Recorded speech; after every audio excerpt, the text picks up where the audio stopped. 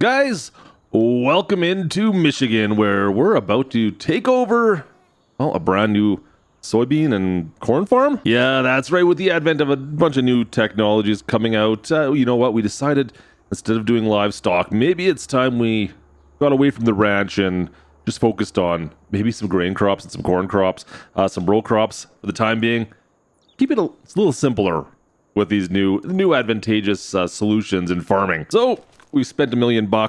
We've picked up a bit of a small farm with, well, some old equipment. But of course, we've also got our share of newer equipment, more notably the fertilizer and weed sprayer just behind me here. It's the only piece of John Deere equipment I have on this farm, mind you. You know what? I'll give you guys a full tour of this place in just a second, but I should probably, no, we're not on the ranch anymore. I should probably change just a little bit. Hang on a second. There we go. That's a little bit better. A little bit more my style, too, to be perfectly honest. So, like I said, I've spent $1 million. We owe $1 million. I've got, I think, about $75,000 in the bank account.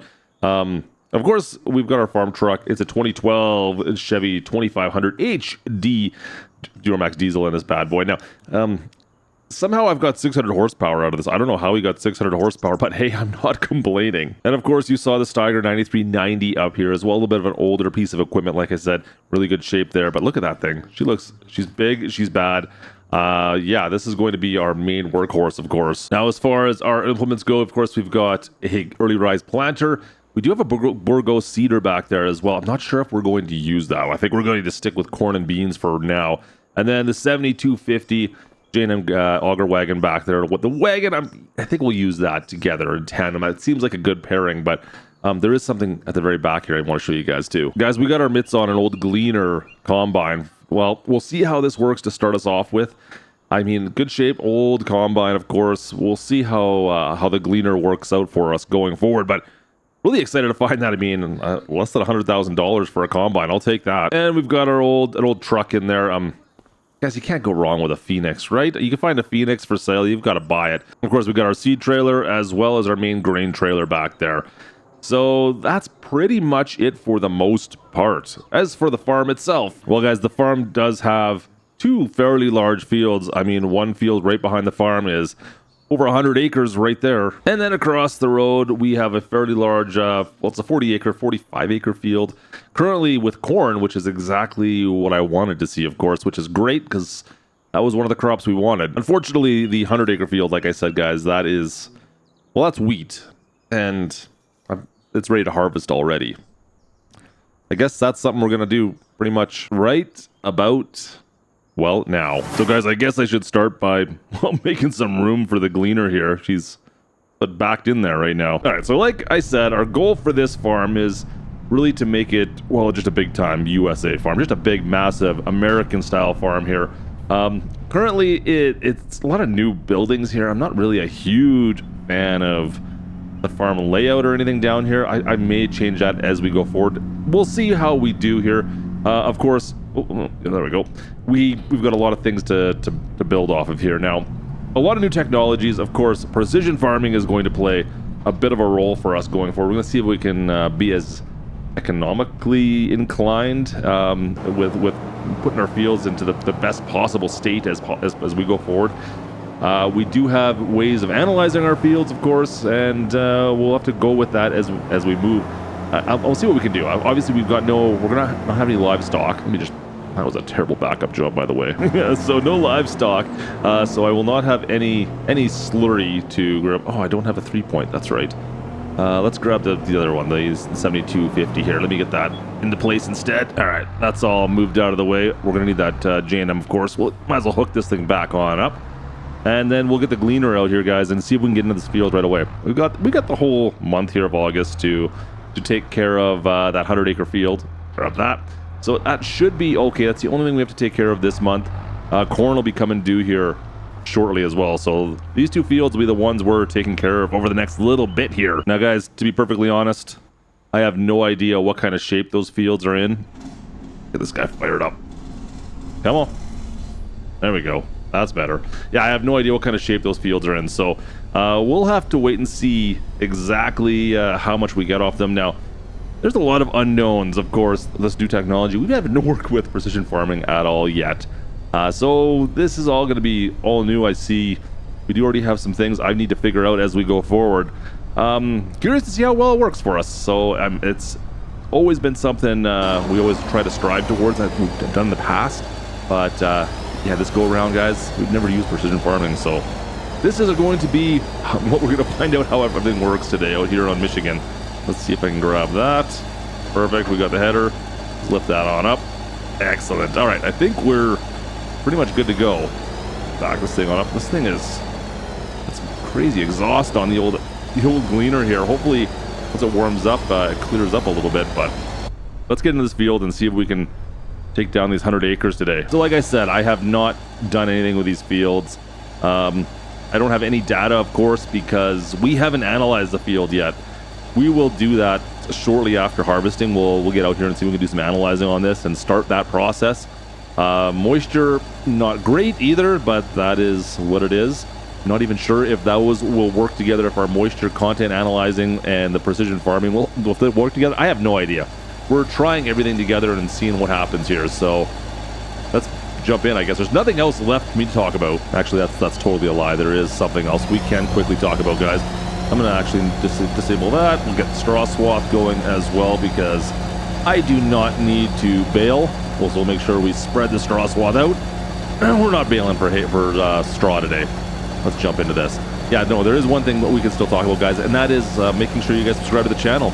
Well, you know what? If you made it this far already, you're up for this kind of content. Why is that supposed to be dumping out? Come on, Klutch, figure this out. There we go. I thought that was set up properly. If you haven't done it already, make sure you go down to the bottom, click the big red button, subscribe right now. Drop a like while you're down there for more Farms of 25 content as we get started out here on Michigan with the big-time Michigan farm. Oh boy, this is a good-sized field. Look at the pass we have to make here. Oh yeah, that's going to take a bit. All right, so it looks like we're getting about 6.9 tons per hectare. I'm not quite sure what the 84% mean yet. We got 0.5 for the heck. I'm not quite sure what the other ones mean yet. Looks like I've got some math to do here, guys. I got to go figure out exactly what all our stats are, but we've still got a lot of work to do here. We're not even close to a headland yet. Yeah, we're going to be out here for hours. Just to say the least. Come on, spin around that corner. There we go. Let's go see what half of this stuff means. I'm gonna go see if I can figure some of this out. All right, so I got Gertie out helping us out now already, because we're gonna need some help on this.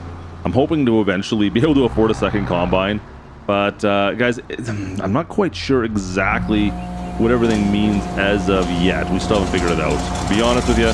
But don't hit that. That's definitely into the bin.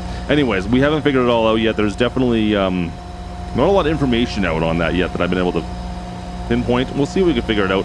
I'm just going to jump back inside and take a look. But we're not getting a great yield off this. It looks like we have a potential to get a lot more going forward. But yeah, 65% is, I believe, kind of the average, or what we're getting right now at least. I don't know. The 0.8 and 0.8 yet. I'm not quite sure what that means. 0.8 hectares. I don't know yet. We'll have to wait and see.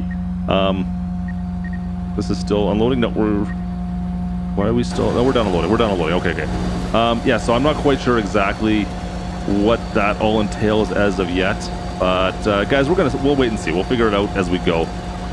It's still a work in progress for us. Like I said, a lot of new changes coming down the pipe for us right now. On the bright side, the gleaner seems to be working all right. We're getting what, roughly, well, we'll get three loads into our auger wagon out of the gleaner. So we'll just follow along behind right now. Hopefully that gets us at least to, well, the first headland done. If we can get one headland done per load of this, that'll be convenient. I got to pull that truck out still, and we got to load that guy up. All right, guys, so we got through the full headland with less than 2. So yeah, 67,000 or something like that liters inside the auger wagon here. Yeah, not bad. We're looking pretty good there. Trailer's got lots of room in it. We're just gonna keep on carting for the time being, I guess. We've got a lot of field to go through, as you can see. 100-acre field. That's quite a bit. It's gonna be a lot of wheat, but we're not planting wheat after this, so we'll just take this as a cash crop. Okay, let's be perfectly honest. They're all gonna be cash crops for us on this farm. You guys are watching us out there. It's kind of creepy. So I've been watching the information we're getting off the field right now. We're staying at that 6.9 tons per hectare there, and it looks like we've done 2.1. I just don't know what the difference is between those two values. We've got 2.1 hectares done. It seems like I thought maybe every time we would unload, it would automatically reset one of them, but that doesn't seem to be happening. So yeah, that's all I get to know right now is 2.1 done. I don't know. I was hoping that would be a little bit more intuitive, if that makes any more sense. But we are mapping as we go, so we're getting 73% yield right now, I believe. If we go into our map, so we can take a quick look at that. You can see what we've already done, of course, but if we look, we can see, yeah, we're not getting a very decent yield. We're definitely dropping down. You can see what that's reading right now. So you can see that's definitely down into the 70% range. Yeah, nothing great. Down this side here, we're upwards of 85, 90 maybe. Is there anything 90? Yeah, there's a 90% area there. So that's good to see. But everything else is kind of a lower yield. So take that for what it's worth. There's nothing else that's showing yet because we haven't analyzed any of our field, which we'll be doing afterwards. So yeah, if I figure out any more with what that hectares, those two other icons mean, guys, I'll let you know. Right now, I'm still trying to figure that out. Not quite sure. 2.2 hectares. That's all I know. Assuming that's what we've harvested so far. All right, I think this should be our first load. Looks like I'm gonna have to go catch up to the gleaner here and it's making a run for it here. But everything's going well, guys. We'll see how we make do. Give me a little bit here. I have no idea what we're going to get off this field, but it's going to be quite a bit. You know what? Actually, I'm going to park this trailer on the far side, but let's just double check and make sure this silo is all working the way I was expecting. Let's just double check, right? The trailer is actually really loud when it bounces around, but the Jake on the Phoenix overpowers everything. There we go. Easy, easy, easy. Should be right there? Yeah, right there. Perfect. All right, in we go. Oh, see, now I was worried about the roof. I think we'll be okay. Yeah. We're okay. Things are good. We're good. All right, finally through that field. A couple hours in. Not bad, guys. I don't even know how much we got off it. How much wheat did we pull off this field? I have no clue. Let's go and unload this. Oh, we got to do it's a tandem dump? Oh, the old tandem dumps. I haven't done one of these in a little while, to be perfectly honest. Let's see if we can get this set up first here. Drop that right there. Let me go grab the auger off of the case here. Okay, I gotta be quick. Gotta be quick. Ready? Fast feet, fast feet, fast feet. Go. Run, run, run, run, run, run, run. Go, go, go, go, go. All right, end of our first harvest ever out here in Michigan. Pretty successful. I mean, got Gertie out here working away with us with the gleaner, and guys, all I gotta do left now is put that in the silo, and we're good for at least for August. We've got corn, though, coming soon, so we'll be taking care of that. But you know what we gotta do, guys? I need to go do some soil samples. Let's check out these fields and see what we've got to work with down here. All right, just to check, see what we got. Last load went in, 270,000 liters. 270,000 liters off that. Not a great harvest for the size. I mean, we're at 100 acres. 100 acres there, guys. That's quite a big field. I was expecting a little bit more than that, but like I said, we did not take care of that field at all. Oh man, this Jake brake is so strong on this truck. Yeah, we didn't check that out at all. It's all good. It's all good. It's all good. We'll be taking care of that field going forward. Maybe with some beans, I think we'll put in there next time, and we'll see what we get out of that massive field. But for now, let's just put the truck away. So like I said, the one thing I did want to take care of since we've already, harvested that 100-acre field, I wanted to do some analyzing on it and seeing what exactly needs to happen. So we do have on the back here the Asaria. Oh, wow, gotta say that right. We do have the Asaria, good to go. We're gonna go take some samples on this field and see what shows up with that. I mean, we could pay someone to do the whole thing for us, or we could just do it ourselves, I suppose. See how it works out. I'm usually not very good at doing this type of work myself. I'm not a perfectionist, guys. I'm not gonna lie. But we'll take a look and see if it makes any kind of a difference for us. All right, let's unfold this thing to start with. Get that antenna up. Perfect. All right, I'm not even sure on the distance we need to start this off. So I suppose let's start right in here, I guess.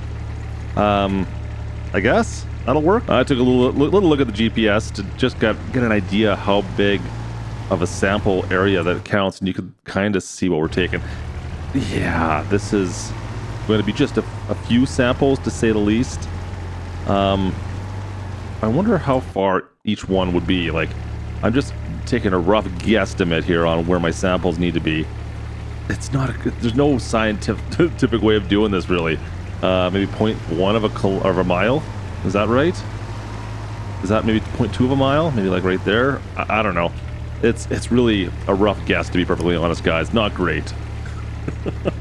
I wish there was an automated way we could just do it. Be like, oh yeah, I drove ahead this far, set my GPS up to it, and as soon as I got to that point, it would just stop and automatically do it for me. Kind of like bailing. I wish we could do it that way. Like, that would be a little bit easier. In all honesty, I wouldn't mind if we could just set Gertie to do this type of work for us, so we wouldn't have to do it. It's a little tedious. Get going. Get going. There we go. We're at about 100 samples already. We're getting kind of good at judging exact distances now. At least we kind of set our steering lock on and just roughly go ahead until I don't know. I'm still guesstimating. Let's be perfectly honest. It's not perfect. It's not a perfect science, but hey, we're not doing bad. It's okay. We're getting her done. It's just a big field, guys. It's like 100 samples so far. I just really hope that this was worthwhile. I mean, I don't know what the cost difference is on having someone else do it for us versus us driving around doing this ourselves. I mean, it's got to be a little bit of a savings, I would think, right? Maybe? Hopefully. All right, that is pretty much it. Last little bit here. I got another maybe 3 or 4 left to do, I think, as we... Okay, maybe a few more. This field is so big. What happens when we buy more fields here? Yeah, that's one of the things we're going to try to do, I guess, but at the same time, the fields are so expensive, of course, because they are all fairly large out here in Michigan. So that's going to take us a little while, a little bit of time. Not to mention the $1 million we owe still. Yeah, we got some work ahead of us, you guys. Hopefully this is just the beginning to making some good money. I need more than the 200,000 liters of wheat that I harvested earlier, that's for sure. All right, that looks pretty good. Let's wrap this thing back together. We'll get this back, get these soil samples off. How many samples do we have here? 146 soil samples. Yeah, that's a lot of samples. Holy shnikes. All right, let's transmit these soil samples. Let's see what we get from that. I don't even know what that's going to cost us, to be perfectly honest. Soil samples away, though. We'll see what that cost us and how much it works. Now, just looking actually at what we currently have on the GPS, you can see we did most of the soil samples there. Now, our environmental scores already got up to 50 from 32 just from doing that. I think it was 32 after the harvest. So that's interesting. And if we go to our economic analysis, it looks like we could potentially earn a lot of money from this. Off the yield, it's estimating we're going to make $547,000 off that from what we just got, I guess. That was the harvest, but I didn't plant that, of course, so there is that. It looks like I spent $7,300, so that's not actually bad. That's pretty good. $7,300 for 146 samples. I think that's way cheaper than what it would have cost me otherwise. Of course, this yield map is really what I'm looking at increasing as we go forward, guys, with fertilizing and liming and just taking care of this field, of course. So going forward, we'll see if we can bump those numbers up and really get going. I mean, next up, we got to do the cornfield over here. Let's see if we can wait for some time and we'll get that soil samples done and we'll see exactly what it looks like. And less than 45 minutes later, we've already got a soil sample. Interesting. Why did it's all gray in here? Have we not got these soil samples? Maybe I haven't got those ones back. Oh no, we have them. Yeah, we've got all the soil samples. Okay, there we go. So I have an idea of what to do. At least we can go and do some liming. And of course, we're going to need fertilizer once we plant. All right, it's good to know. Now, it looks like this number's dropped down a bit. I don't know what to think of that. It looks like it's dropped down a couple. Anyways, regardless of which, guys, I've got a plan. We'll see. Today, we're about to get 9390 up and running. I'm really excited for this. Okay, it hasn't been that long since we finished harvesting this 100-acre field behind me. We're still waiting on the corn off to the east there. That's coming soon, but today I've got to do some liming, and you know what? Before we do any of that with the massive case, I think we need to set up the field tram lines. That's kind of something new. Let's take a look at that. So we left off doing all our soil samples. Did a okay job. I don't know if it's it's not the best, but it's not the worst either. You can see we missed some spots, but realistically, we did enough, I think, to get a good idea what we have. Now, I need to set this up to do the tram lines, I think, as well, and I'm not quite sure what this is going to do. Now, tram lines automatically. Okay, so it doesn't make a difference too much right now. This is for our sprayer. Our sprayer is a 36-meter sprayer. Boom. We do have that set up now and ready to go, I think. We'll find out together. It looks like that may have done something as well. I don't know if I can't tell if this was the ones we had before or not, guys. Regardless of which, I set that up already. You know what? We're going to throw some lime down and we'll go from there. Yeah, I'm pretty sure that those tram lines are new. Not sure how we managed to place those down in there, but those are all brand spanking new, I do believe. All right, let's fire this guy up. All right, away we go. All right, first time actually using the Steiger, to be perfectly honest. How are we looking for width on the lime spreader here? I think we can take up a little bit more. Yeah, I think those tram lines are all brand spanking new, guys, as well. So that's a bit of a new feature, of course. I think that's going to work out. We'll see once we get the sprayer out later on this year. But I'm pretty happy with how that looks. I think it'll work. I don't know. I don't know if it's worthwhile or not. Maybe we're just losing crop instead of putting narrows on. I don't know. Tough to say, you guys. But for now, I'm just going to spread some lime out on this field. First lap just about done. Our first headline, we'll do a few of these, I think, and then maybe dart into the middle. We'll see.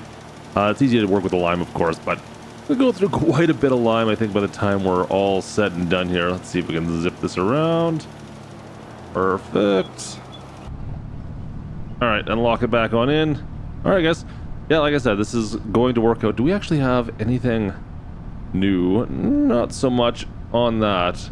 I thought maybe the mini-map might actually give us more detail.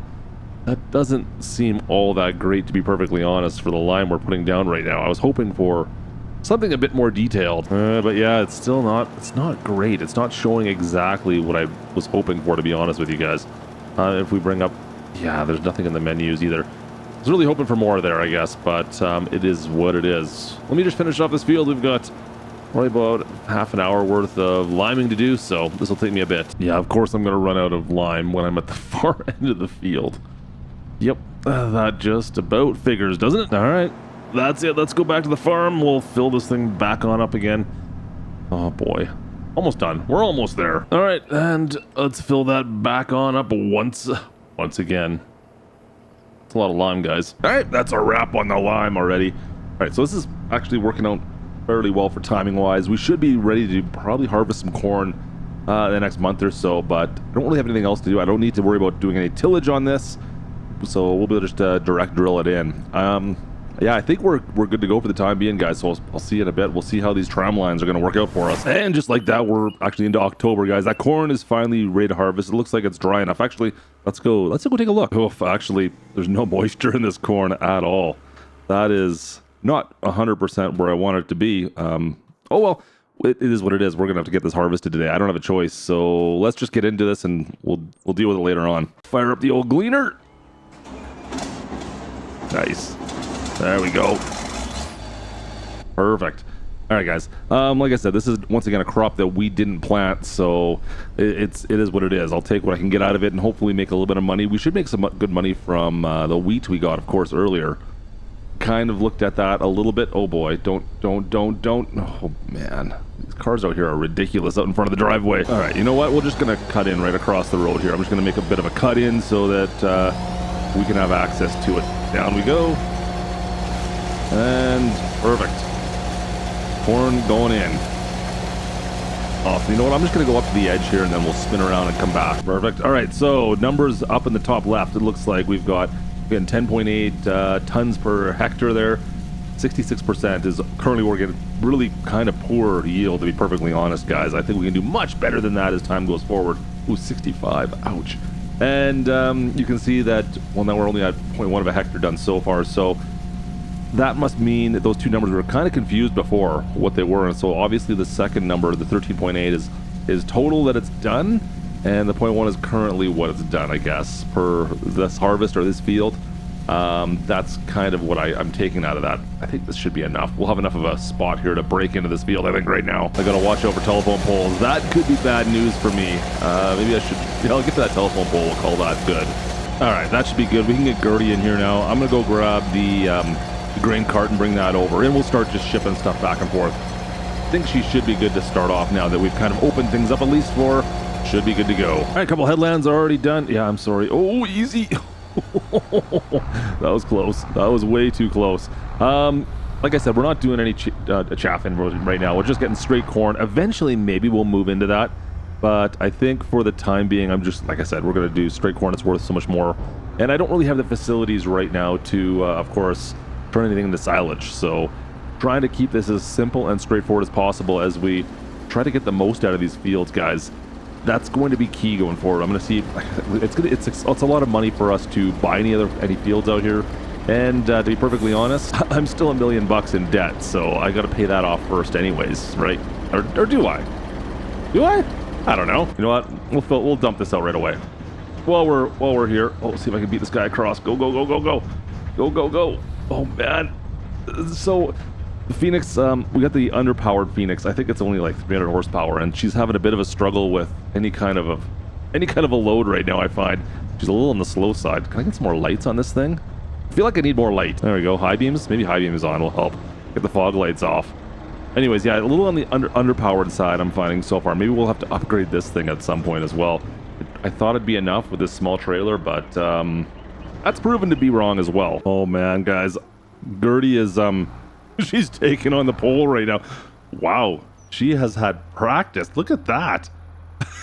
She's got the hammer down on the gleaner right now and literally just spinning on those telephone poles.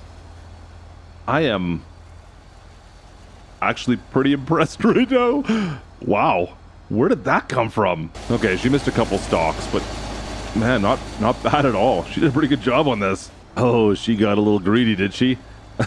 He knew that was gonna happen eventually. He just knew it. Lovely. All right, hopefully she didn't wreck anything. Whoopsies. Oh, easy. Now you've got still some more here. Come on. Give me the rest of it. Perfect.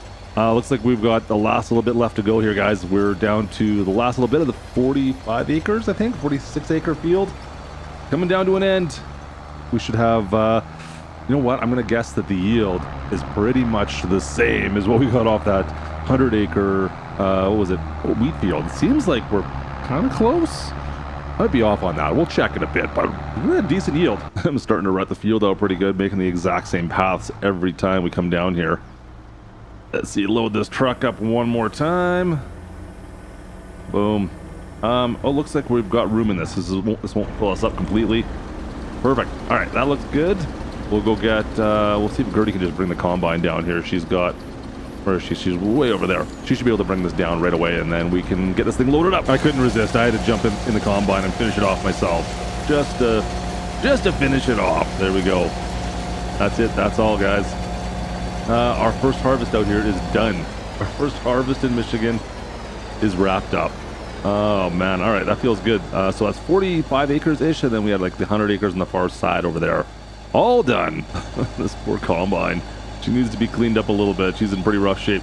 We'll give that a scrub down and get everything serviced here in the off season, but let's go take a look and see what we got out of this harvest in total for both of these fields. All right, everything's kind of just sitting around the farm. We got, like I said, some cleanup still to do, but let's go take a look at the old silo, see what we got here. Let's take a look at our readings.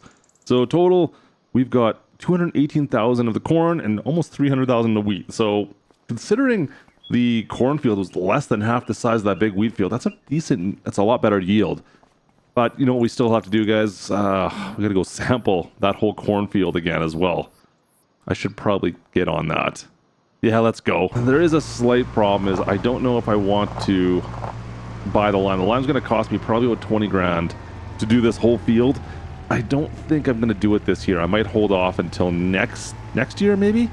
Maybe next year we'll do the lime.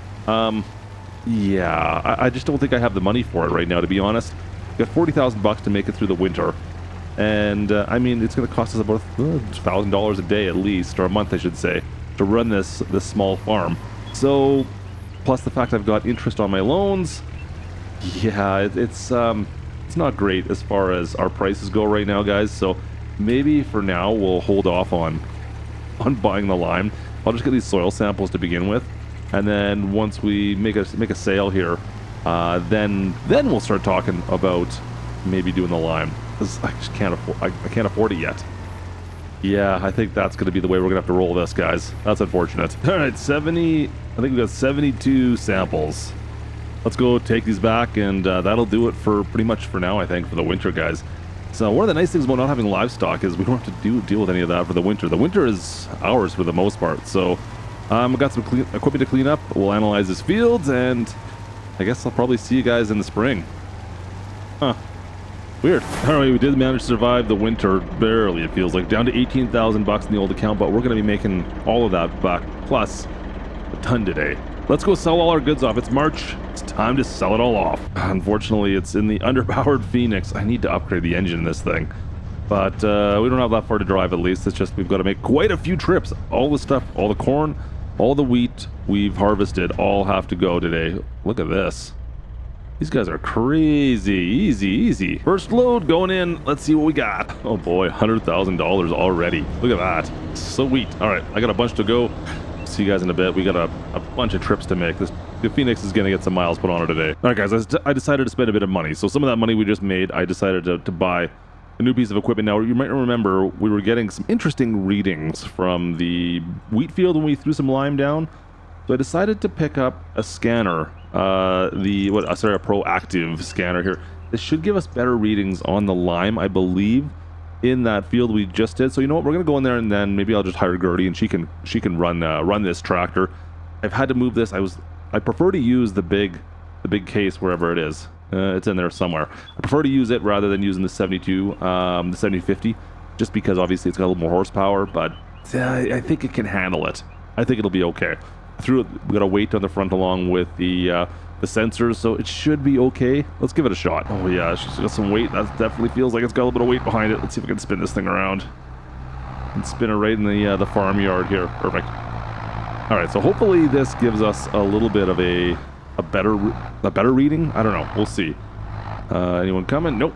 All right, open that up. We can drop the discs, the spinning discs back here, and I think we should be good to go. Perfect. All right, well, we'll see how this works out. You can see we're throwing the lime down. We're updating our GPS map as we go. Does it seem like it's changing that much to what it was the last time? I don't know, guys. I'm not sure. I have to say, do I need to turn this on? Nope. Nothing to be done there. You got me. Crop sensor's on there. You would think it would be more precise, but so far 6 1/2 dozen the other as far as I'm concerned. Okay, wait, hang on a sec. I just figured out I had to turn it on. I had to turn the crop sensor on. It had an activation, and it seems like it's the same thing. I don't know. Is it doing anything? I don't feel like it's doing anything. It's on. That's all I can tell you. It's definitely odd. All right. Well, let's let Gertie go. We'll get her hired, and she can take care of the rest of this for me. We'll check it on. We'll check a little later on, see if it's any better. All right. All halfway done. All the wheat has been sold off. We're over $500,000 already. Just loading up the corn right now, and well, it looks like it's done.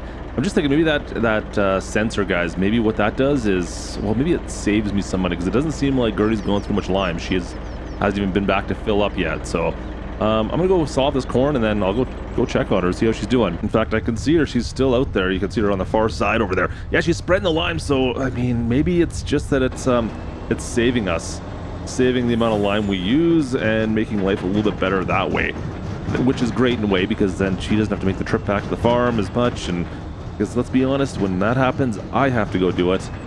So yeah, this is maybe better off. That's one thing to look at, I suppose. And that is it. We're already over $1 million. Now, I'm like $1 million in the hole right now. I might repay those loans just so I don't have to pay anything back. I'll have $56,000 in the old bank account at least.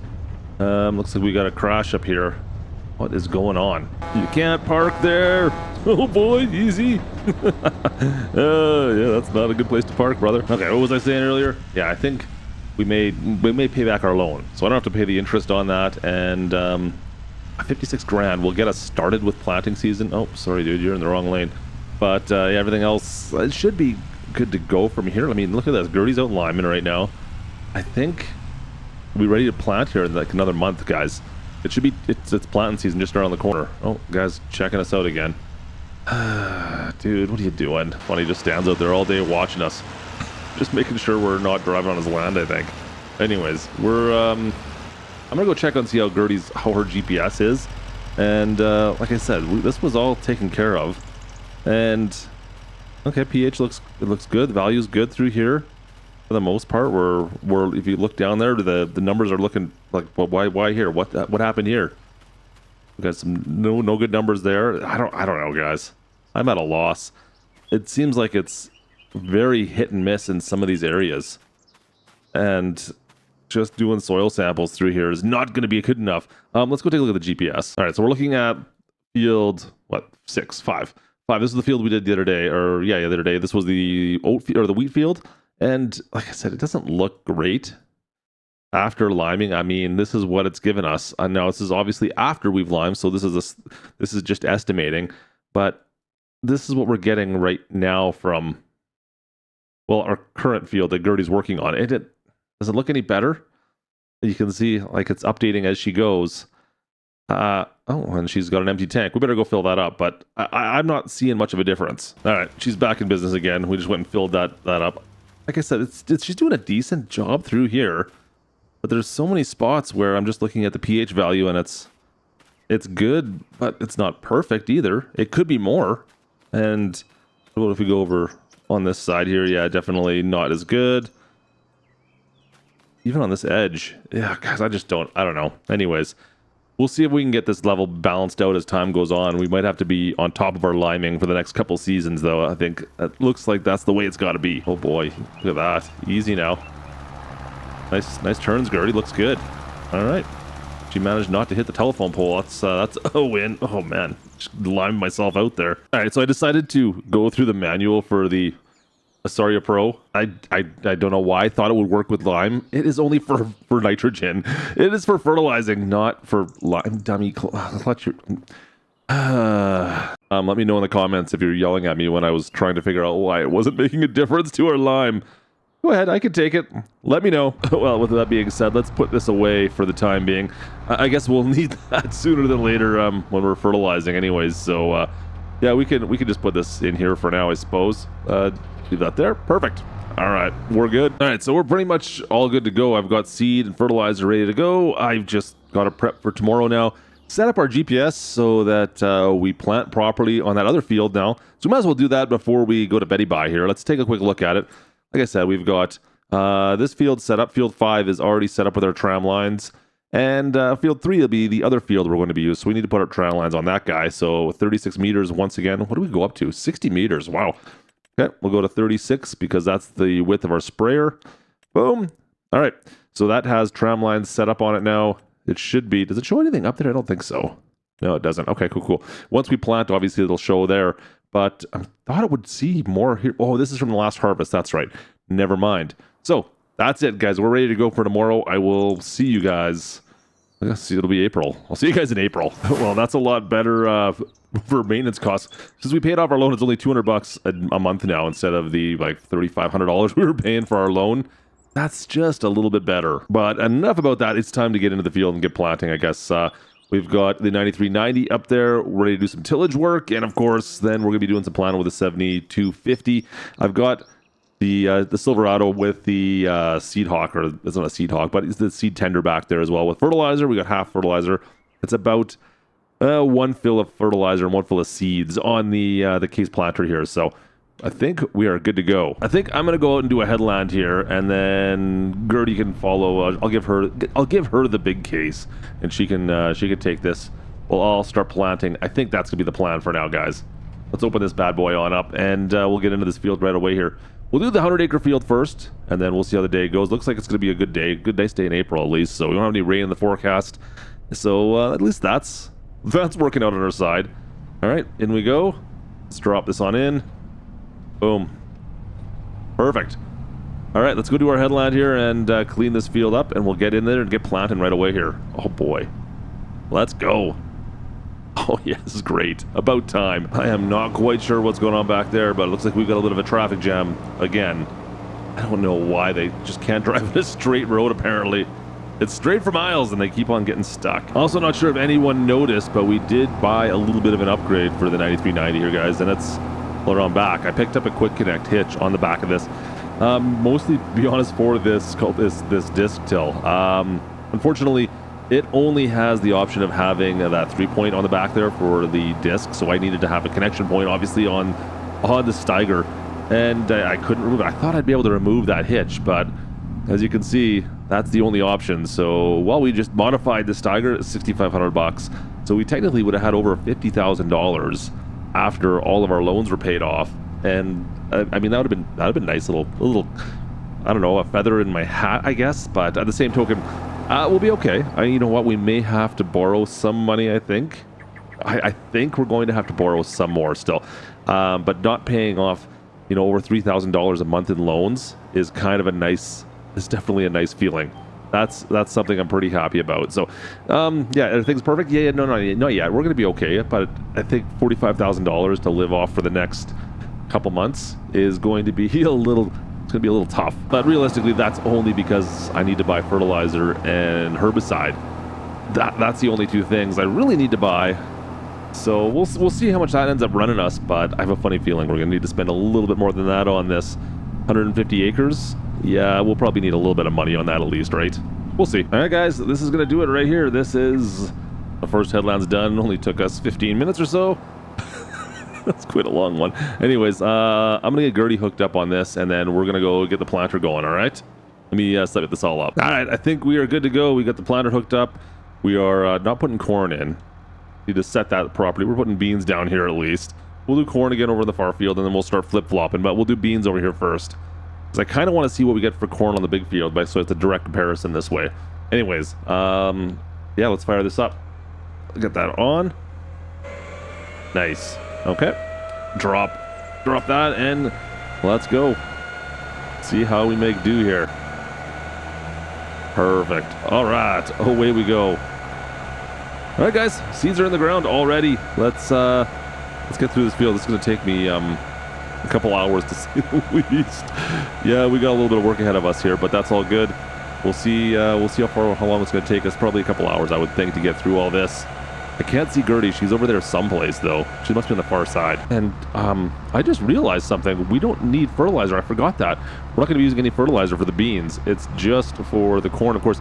We still need the tram lines for getting rid of the weeds, so that's fine. But yeah, I don't need to worry about fertilizing it at all. That's one benefit, I suppose, right there, right? Don't worry about fertilizing. We're good. Now, guys, tillage is completed. We've wrapped up the tillage at least. Let's see. It looks like the planter's got... Well, she's got a little ways to go still. Yeah, she's just coming this way right now. I am a little bit nervous. I'm not sure if the settings we put up for the tram lines, I don't know if that's working.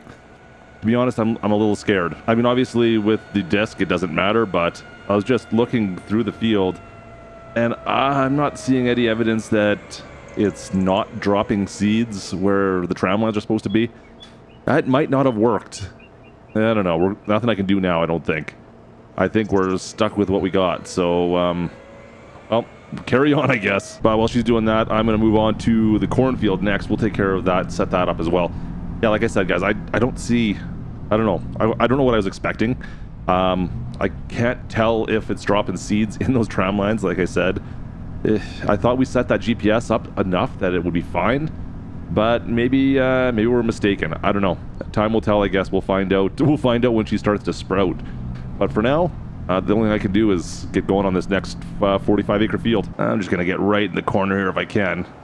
Now, this one's got the telephone poles, so we'll have to watch ourselves a little bit there. Be a bit of a mess if we hit those, right? All right, let's get on completely off the grass there. And away we go. Perfect. All right. Another 40 acres, 45 acres left to go, so I'll see you guys in a bit here. Well, apparently Gertie is low on seed. We better go help her out. You know what? We'll take care of that. We'll head back. We got the truck with the seed tender over there. Let's go take that. We'll go help her out. That way she doesn't lose track of where she's at. And yeah, I get it. She doesn't want to bring the tractor all the way back because, you know, lost track of where she... I get it, you guys. We're gonna help her out. It's okay. And plus, it's really the only reason I have this whole setup, right? Yep. I can see her out there. I think we can get around this far side. A bunch of these irrigation ditches, though, do get in my way. That looks like our best bet right about there. All right, we're going to cut straight across here. Here we go. Hopefully this doesn't rut out our field too badly. All right, well, you can see where the previous tram lines were right here. I have not noticed anything from the new ones, though, so still a little bit apprehensive about, well, all of that. Yeah, we'll see, guys. I'm really hoping that is fine, but I'm not 100% sure yet. How close do I need to get to that? Like right about there? How are we looking for aim? Looks pretty close. Let's open up the hatch. Perfect. All right, let's fill this on up. And I guess that's Is that full? It doesn't look like it's full. Hang on. I guess it's full. All right, well, there's that. And away she goes again. Perfect. All right, maybe I'll take it off this side instead. We'll go to the far side. That way we're not driving over to the field that we've already planted. Not that, well, that trailer does sink in a little bit. All right, back to work where we were. Well, Gertie's almost done there. She's got maybe another 15, 20 minutes left. We've got quite a bit of this 40 acres still left to go, or 45, I should say. But yeah, we still got some work to do. Back to work. See you guys in a bit. All right, well, that field's done. Just putting some diesel in the 7250. Looking pretty good. We've got, yeah, seed. We've got corn. We put corn seed in now, the planters, so we'll be good to go right away here. We just got to get over there and finish off this last 45 acres, guys. But 100 acres down. Pretty successful morning so far, I have to admit. I'm happy. How's the tractor looking? It looks like we're okay. These tires are starting to look a little bit worn, I have to admit. What are we down? Tire wear's at 50% on these guys, roughly. We should get through the planting season at least. Maybe another harvest? Yeah, looking all right there. Actually, I did want to show you the combine was the one with the wheels that were getting worn out. I haven't checked them since we cleaned it. They're starting to get pretty worn. It looks like they're more worn than anything else. Definitely losing some tread on these guys. Enough jibber jabber. Let's get in here. Let's go polish this field off, shall we? Now, unfortunately, we will be going through some fertilizer now. That's just the fact of what it is. We'll see what it does with the tram lines. I am seeing some tram lines that did happen over on that field. It did, but I'm not sold that it did the whole thing, guys. Yeah, you can see we've set the fertilizer application up to about roughly 110, 120 kilograms per hectare there, something like that. So we're going to go through quite a bit of that. We'll have to refill that probably before the seeds, I'm guessing. Just guessing. But it'll all be worth it, I promise. Come on, let's zip this around here. Let's get this all lined up going down this side here. And hopefully we can just start making some quick passes back and forth. All right, everything has been officially planted. Another 40 acres done. Guys, I don't know if it's going to work. I mean, just looking at my charts, they're kind of showing up where we kind of, I don't know. Did it work? Did it not? I have no idea if we're going to get the tram lines. We'll find out together. We'll see in a couple months. All right, May is here, and well, we got soybeans, and guess what else we got, guys? It worked. We got tram lines. Yeah, it didn't plant down those rows. That's fantastic. Sweet. All right. Well, we could get to weeding on this, but there is still a problem. Over in my cornfield, it kind of worked. I do have some obvious areas where there's some tram lines. In fact, they tend to mostly be around these telephone poles for some reason right here, but like that one just stops. In fact, here, let me get the drone up. The programming that was over on this cornfield, yeah, like I said, it worked kind of around the poles, but out into the middle of the field, yeah, nothing really worked. I don't know what happened here, you guys. It just kind of did it, but kind of didn't do it. Yeah, anyways, that's the thing. So I guess what's going to happen is we're going to have to get into these fields sooner than later and spray them down with a herbicide. I don't know what to tell you guys. I thought it would work, but I guess, well, there's some things we need to figure out still. Oh boy, that's a little closer than I thought it was going to be. Am I past that tree? Sneak. Nope, not even close. All right. Well, at least we can follow these down this tram line. Yeah, seems to work out as far as that goes. The distance is correct. Everything seems to fit right there, but this field is definitely not my problem. Like I said, guys, this is working out very well, though. Look at that. Perfect. Just taking out those weeds. That's great. All right. Seems to be working out. The width is actually good. I was... Oh, well, easy. Make sure we're in the tram lines there. I was actually surprised. I thought we were not in there. I was looking at them like, there's no way that's the right length. But no. Length is spot on, actually. So it's just a matter of driving back and forth now and taking care of business. It's 100 acres to go, you guys. Oh, boy. And then another 50... I don't know what I'm going to do over there yet. That's still a mess. You guys know anything, drop a comment. I'm kind of confused on why that one didn't work. This one seems to work out fine. This field's good. That field over there, that field's no good at all. Today we are, well, trying to take care of the 150 acres we've got. I want to upgrade this farm at some point, but we've got to start a little bit smaller. And by small, it's still rather large, to be perfectly honest. Today, we're going to be working our 150 acres, hopefully moving towards harvest. So now, of course, the tram lines we set up in previous year for this field, the bean field, our soybean field, they've been working out actually pretty darn well. I'm actually pretty happy with the tram line setup here, guys. It has worked out pretty much perfectly for our setup. Now, of course, we're running the case, the 7250, along with the John Deere sprayer, and it does have the spot and spray activation on that now, and it's worked out, like I said, flawlessly. I can't really complain at all about that. Unfortunately, the cornfield is a whole other issue, and for some reason the cornfield just didn't work out as far as our tram lines go. It worked a little bit, but not really well at all. We've got something else to work on there, I guess, going forward. But regardless, guys, I'm not going to need to worry about that today. Like, we've already fertilized. We've already done all the herbiciding. There's no weeds. We just need to wait for, well, the fall. And then we can get into harvesting and see what we're going to get off the 150 acres we got to harvest here. So it's not quite fall yet, but there is something I needed to talk to you guys about, because unfortunately, the summer hasn't gone 100% to plan. In fact, we ran into a little bit of a drought. Yeah, look at our bean field. Look at how patchy this looks. What happened to my bean field? And unfortunately for me, the cornfield did not survive any better off. Maybe it's a good thing we don't have as many tram lines through this field. I don't know. It looks terrible. That's all I can say. And to make things even worse, it looks like someone decided to slash off part of my tires on my gleaner. What? How did this happen? All right, it looks like it was just a mod conflict. We managed to fix that up, and we got the tires figured out.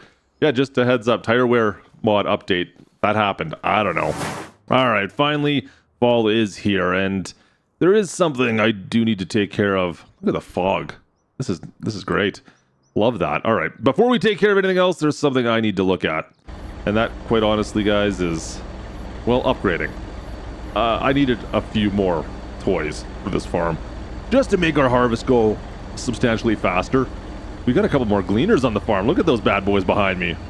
Unfortunately, nothing else is new. It's still the same truck. We still have a 7250, still the same auger cart. But I needed those gleaners. Now, I had to spend a few bucks, which means I'm back in debt. $250,000. But I mean, I think that's worth it. We got 3 older gleaners now. I mean, I like the first one so much, I decided to pick up 2 more of them. The headers are all the same, of course, and we're going to set this up and get our worker bees working out here on these big fields. So I've got 3 corn headers, and we've got 3 grain headers as well, all picked up under with still 50,000 bucks left to go today. I'm just going to open this field up myself quickly here, and then we'll get Gertie up. She can lead the pack. She can lead this pack, and we'll get all 3 of these combines running together, running simultaneous. All right, Gertie's on her way. Let's see if we can get everyone rocking and rolling. I think everything's good to go now. I think we should be good here, guys. Last combine running through. I think we're all good to go. I think we've gotten proper direction. We've given them the proper training on this. Should be okay. Just spin. I don't go that way. Why would you do that direction? Yeah. We're just waiting on it. You know what? It's your time. It's all good. We can wait all day. We got all day. It's only 9. We got all day. You can do what you want to do here. Okay, there. No. Okay, that's a good sign. I mean, activated the combine. There we go. There, the reels fired up. That looks promising. Okay, cool. I think we're good to go. Awesome. All right, let's go grab the cart and we'll start unloading all this stuff. I wanted to check quickly to see how Gertie was doing on the quantity of beans she's getting off. You can see we're not getting a ton by comparison. The wheat was what, 6.9, I want to say. Is that what it was? 6.9 tons per hectare. Yeah, we're not quite getting that much, but it is beans, so keep that in mind, right? Of course, we're going to get less from the beans than we did from our wheat. That is to be expected. Looking, oh wow, she's trucking. She's flying over there. Perfect. You know what? We're just going to follow her around for a sec here until she's done, but this fog is getting a little thick. Can I sneak in beside you here? I don't think so. We're going to see how far she goes. We did manage to get off whatever she had. She had a full cart inside there, 11,000 liters. It looks like the other two combines are going to be pretty close to the same here. They're going to be filling up pretty quick, so I'm going to see if I can quickly sneak in here and empty them as well. This is going to work out, guys. This is going to work out perfectly. If I realistically, I want to say I planned this out, but let's be honest. Sometimes it's luck of the draw here, but somewhat planned out. It takes 3 loads from the combine to fill up this grain cart. Did you see it like a similarity there? Does our maybe a coincidence, a little quinky dink? 3 combines, right? We unload through all 3 combines. The auger wagon's full. We take it back to the semi truck and dump everything in. See, I'm working this through, guys. It's all part of the KSIM's master plan here. We have a plan, and everything is coming together just like we planned it to. I'm telling you, it just works out. All 3 combines going to be unloaded here in just a second. As you can see, we're going to be full pretty much here. Like I told you guys, I had a master plan, and it's all coming together here. 3 combines equals 1 grain cart full. You know what? You just can't get it better than that. I think we've kind of figured this out. Min-maxing farm sim. And to be honest, okay, might be a little bit of luck there. It's not a perfect science, let's be honest. But everything's working out well. Okay, I'm pretty happy with this. First load going into the truck, and it takes 2 loads from the wagon here to go into the truck. So it's 3 to 1 and then 2 to 1 afterwards. So at some point the truck may need to be an upgrade. It's nice to see that finally the fog has burnt off here, guys. That's looking a lot better. What kind of yield are we getting off this? It looks pretty patchy out there. I know we talked about that a little bit earlier. That drought we had this summer really did do some damage to this crop, and unfortunately we're not going to be getting the absolute maximum we can. Not sure. Maybe we need to come up with like an irrigation system for these crops.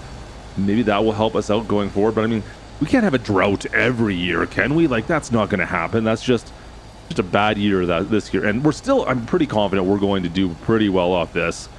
We'll have to see what kind of yield we get and how much it's worth, to be honest. But beans are worth quite a bit typically. A couple more loads here as we unload all these 3 combines all at once. Come around this corner. Let's see if what do we got? We got Matilda back here at the back. Matilda can handle this corner for us. Nice and easy. Just get that gleaner, just cut around the corner. You can see like the crop looks actually not too bad up in here. It does look a little bit patchy at parts, and I'm finding the row tracks there are kind of they're kind of setting me off a little bit. I keep on thinking that's missed crop, but no, that's intentional. I mean, it served its purpose, I suppose. I don't know how much are we missing because of that, I guess, is the question. That's a good question. All right, let's keep on trucking one more, and we should be good to go take this back to the truck, and we're gonna have to unload the truck after this. But oh, there we go. Yeah, there you go. I'm right beside you. Perfect. Like this one here, since it's right on the track, is probably, I don't know if it was on the track beforehand, but I would assume, given the fact that it's a standard size going each direction, that should have been on that road track going back south. Now we're going north, and it should be. Anyways, I bet you're less grain in this is all I'm trying to say. Does that make sense? Yeah, it totally makes sense. Klutch, we know exactly what you're talking about. I don't know if you guys do. Let me go load this back up to the truck, all the way back on home. All right, so truck is going to be fully loaded here, and first load going into our silo system. It'll be 50,000 farming units. There we go. Combines are all doing a little bit of a dance there. I think it's a bit of a tight corner. I'm not sure we set the GPS up correctly down in that first corner there. It's a little bit tight. Not really happy about that, but it seems to be working out for the time being. Let me unload this quickly in here. 50,000 liters going in. I'm trying to figure out what we're going to get off this field. We've got maybe, will that be a quarter of the field done right now? Might be a quarter. Maybe not quite. If I get 350,000, would that be, is that too much? Maybe 300,000 liters? 300,000 farming units? I think that would be all right. I could live with that. Just unload quick and easy. We'll finish this off. I had a little bit left over in this auger wagon here, and then we'll go and catch up to everybody and see how we're looking. I just wanted to double check the combine to see what kind of yield we're getting. Still the 3.9 tons per hectare there. I think that has stayed pretty much the same. I don't know if we'll get more, if there's a way to get better. I don't know yet. We'll have to see.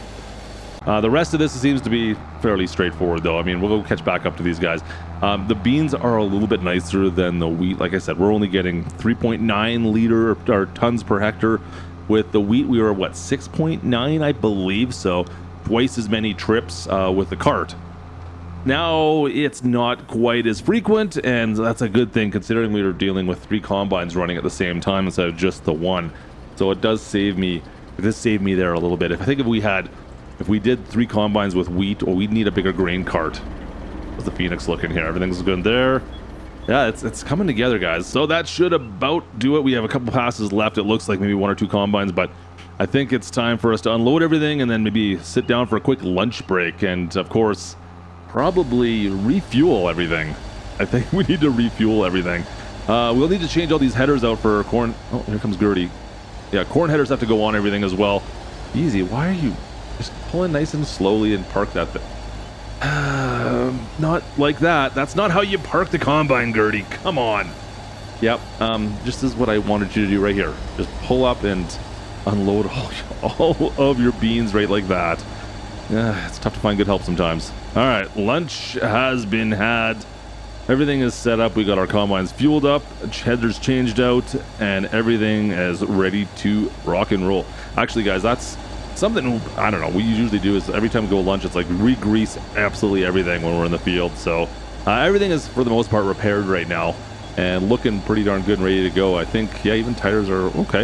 Look at that. They're doing all right. You know, I was a little bit worried about our tires after after our little issue this morning. It's nice that so far that doesn't seem to be causing a problem. I'm going to open this field up a little bit here and see if we can, because I'd like to get the truck over here is my plan. And once I open this up, then we'll get everyone together and we'll set it up then. But watch out for cars on this road. This road's so crazy busy. We just need to open this field up just a little bit here so I can get some equipment kind of parked on this side of the road and not have to cross the road whenever I want to unload, if that kind of makes sense. Probably should have went further there. Yeah, I should have went further the other direction. Whatever. It doesn't matter. It really doesn't. We'll figure this out as we go. Just making some slight cuts here. Just a quick little buzz cut through here, grabbing some corn. And then we'll move like this. The truck will be over here, and we'll get all 3 of these combines running again. I'm curious to see how we do with all the telephone poles out in this field. Oh. Yeah, it's going to be interesting once we cut in here a few more laps, guys. Once we get those telephone poles going, I'm not quite sure. With Gertie herself, she was able to handle the telephone poles. If you guys remember that from our last harvest. I'll just put my blinkers on. Yep, hazards are on. Go around. But we'll see how Matilda and Beatrice, how they do on that. Time will tell. We'll find out together if they can handle it. Okay, you go around that way. Yeah, just go around the house, and I'll just meet you right over here. Come on, let's go. I'll just meet you right down here. We'll do the road again. We will got the road once again. Are you coming? Yeah, she is. She's not getting the whole. She's missing one row.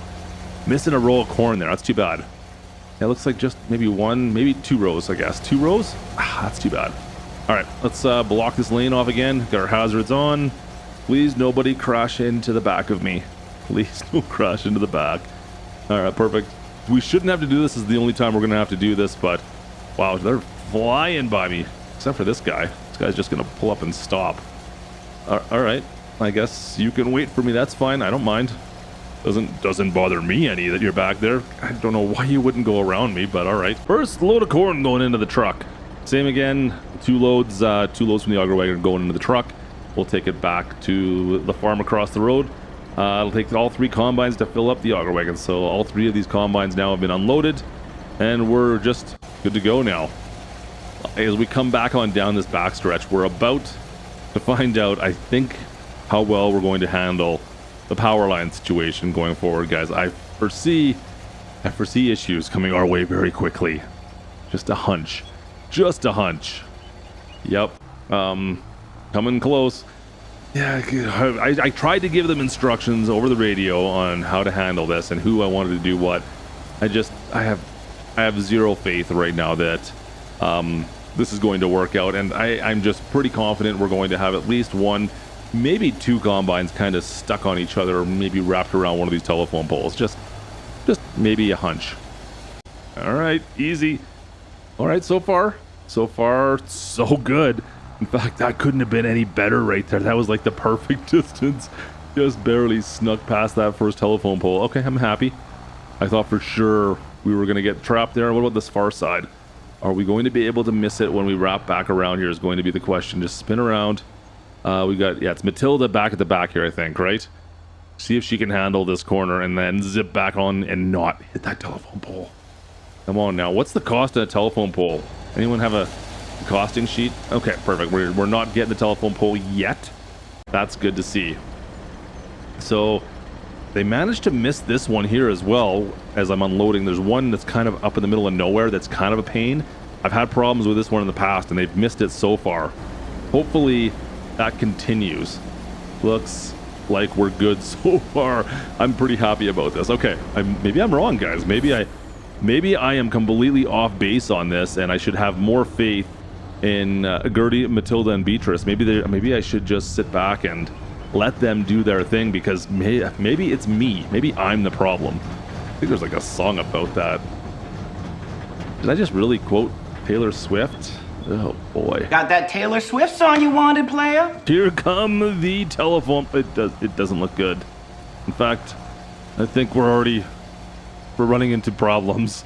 Okay, we got problems with combines being full. That's problem numero uno. Okay, this one's fine. The other two, I don't know what's going on back there. We've got, it looks like Matilda's stuck on the pole and Gertie is, whoa, Beatrice, what are you doing? Wow, Beatrice, nice spins, Beatrice. And I think that's Beatrice. I'm not really 100% sure anymore. You guys don't lie. I'm kind of confused who's who in the zoo right now. But that was, regardless of who that was kind of special, I have to admit. That looked not too bad. Okay, we got a couple more poles coming up ahead of us here. We'll see. Are we going to get the same kind of a reaction out of Beatrice or whoever this may be? Let's see. Go. Oh boy.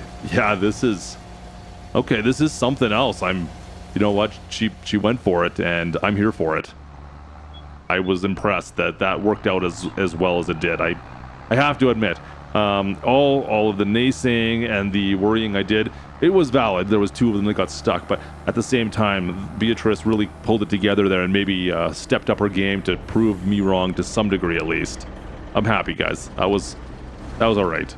Let's unload this once more. We're getting close here as we kind of dive into the bigger part of this field. We've unloaded a couple of times into the silo. Last little bit to go in now, and I'm not quite sure. I think we've got pretty much the same amount from the corn harvest as we got from the bean harvest, if that makes any sense. Like, such your yields so much higher with the corn, of course. Unfortunately, 10.8, that's the same as we had last year. I really expected us to get a higher yield, to be perfectly honest, since we didn't fertilize last year. It seems like the yield is about the same. Am I on crazy pills? I feel like the yield is the same as it was last year, and we didn't fertilize because it was just a first-year field. All right, can I do an unload centipede? One harvester into another harvester, and then into the auger wagon and into the truck. No luck. No combine centipede today. That's unfortunate. I was really hoping we could unload into each one of those and just let her buck, but no luck there. Nothing left to do but take everything home. Unload this truck into the silo, of course. So that should be the last of our corn going in. Let's put this thing to bed right in the shop and shut the doors right on down.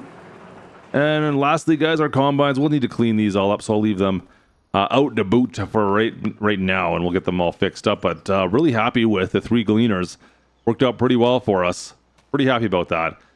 So I do need to check on a few things. We've got liming happening as we speak right now. Put Gertie out in the field to start liming and getting those fields all prepped for our next planting season. Well, let's see what we've got here for corn and beans. Like I said, pretty close to the same, almost 200,000 of each, as you can see. Yield is almost the same. But the beans were on a 100-acre field. The corn was only on around a 50-acre field. So you do the math.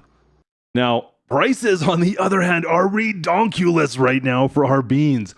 Holy shnikes, I gotta sell these off right now. I'm not waiting until March. Usually we'd wait till March to sell all this stuff off, but The prices for corn and for the beans right now are through the roof. We're selling everything off right this second. I don't care if it's not the right season. When the prices are this good, you don't sit and wait on that. Let's go get some money. All right, that means the truck is coming back out of bed. Oops. I guess I should have checked that first, but we're looking good. First load going in. First load of beans. What do we... Holy... With the environmental addition on that, that is ridiculous. I can't believe how much money we're making off these. All right, another load coming in. We're at 1.2 million, as you can see. Last little bit of beans to go in, and this will do it for the beans. But I still got all my corn to go sell. I'm going to sell that off as well. Now I still have a $250,000 loan, but who cares? Almost around 1.5 mil. Guys, I can't believe how much money this is. Now, I've got nothing left to sell come selling season in March, where typically I would sell all this stuff off, so we're not going to have to worry about that. Oh, look at this guy flying by. Speed Racer. Easy, easy. Oh, yeah, that didn't work out so well for you, did it? Let's unload this, but like I said, we're not going to get to sell anything off, so I got to hold on to this money. I got to make sure I don't spend it all. But we need to repay our loan, and then we'll go from there and see what else we want to do on this farm. There we go. Final tally, just shy of $2 million in the old bank account, minus, of course, $250,000 for our loan. We're looking pretty darn good. Guys, that was a super successful season. I want to see if we can max this fields out a bit more going forward, though.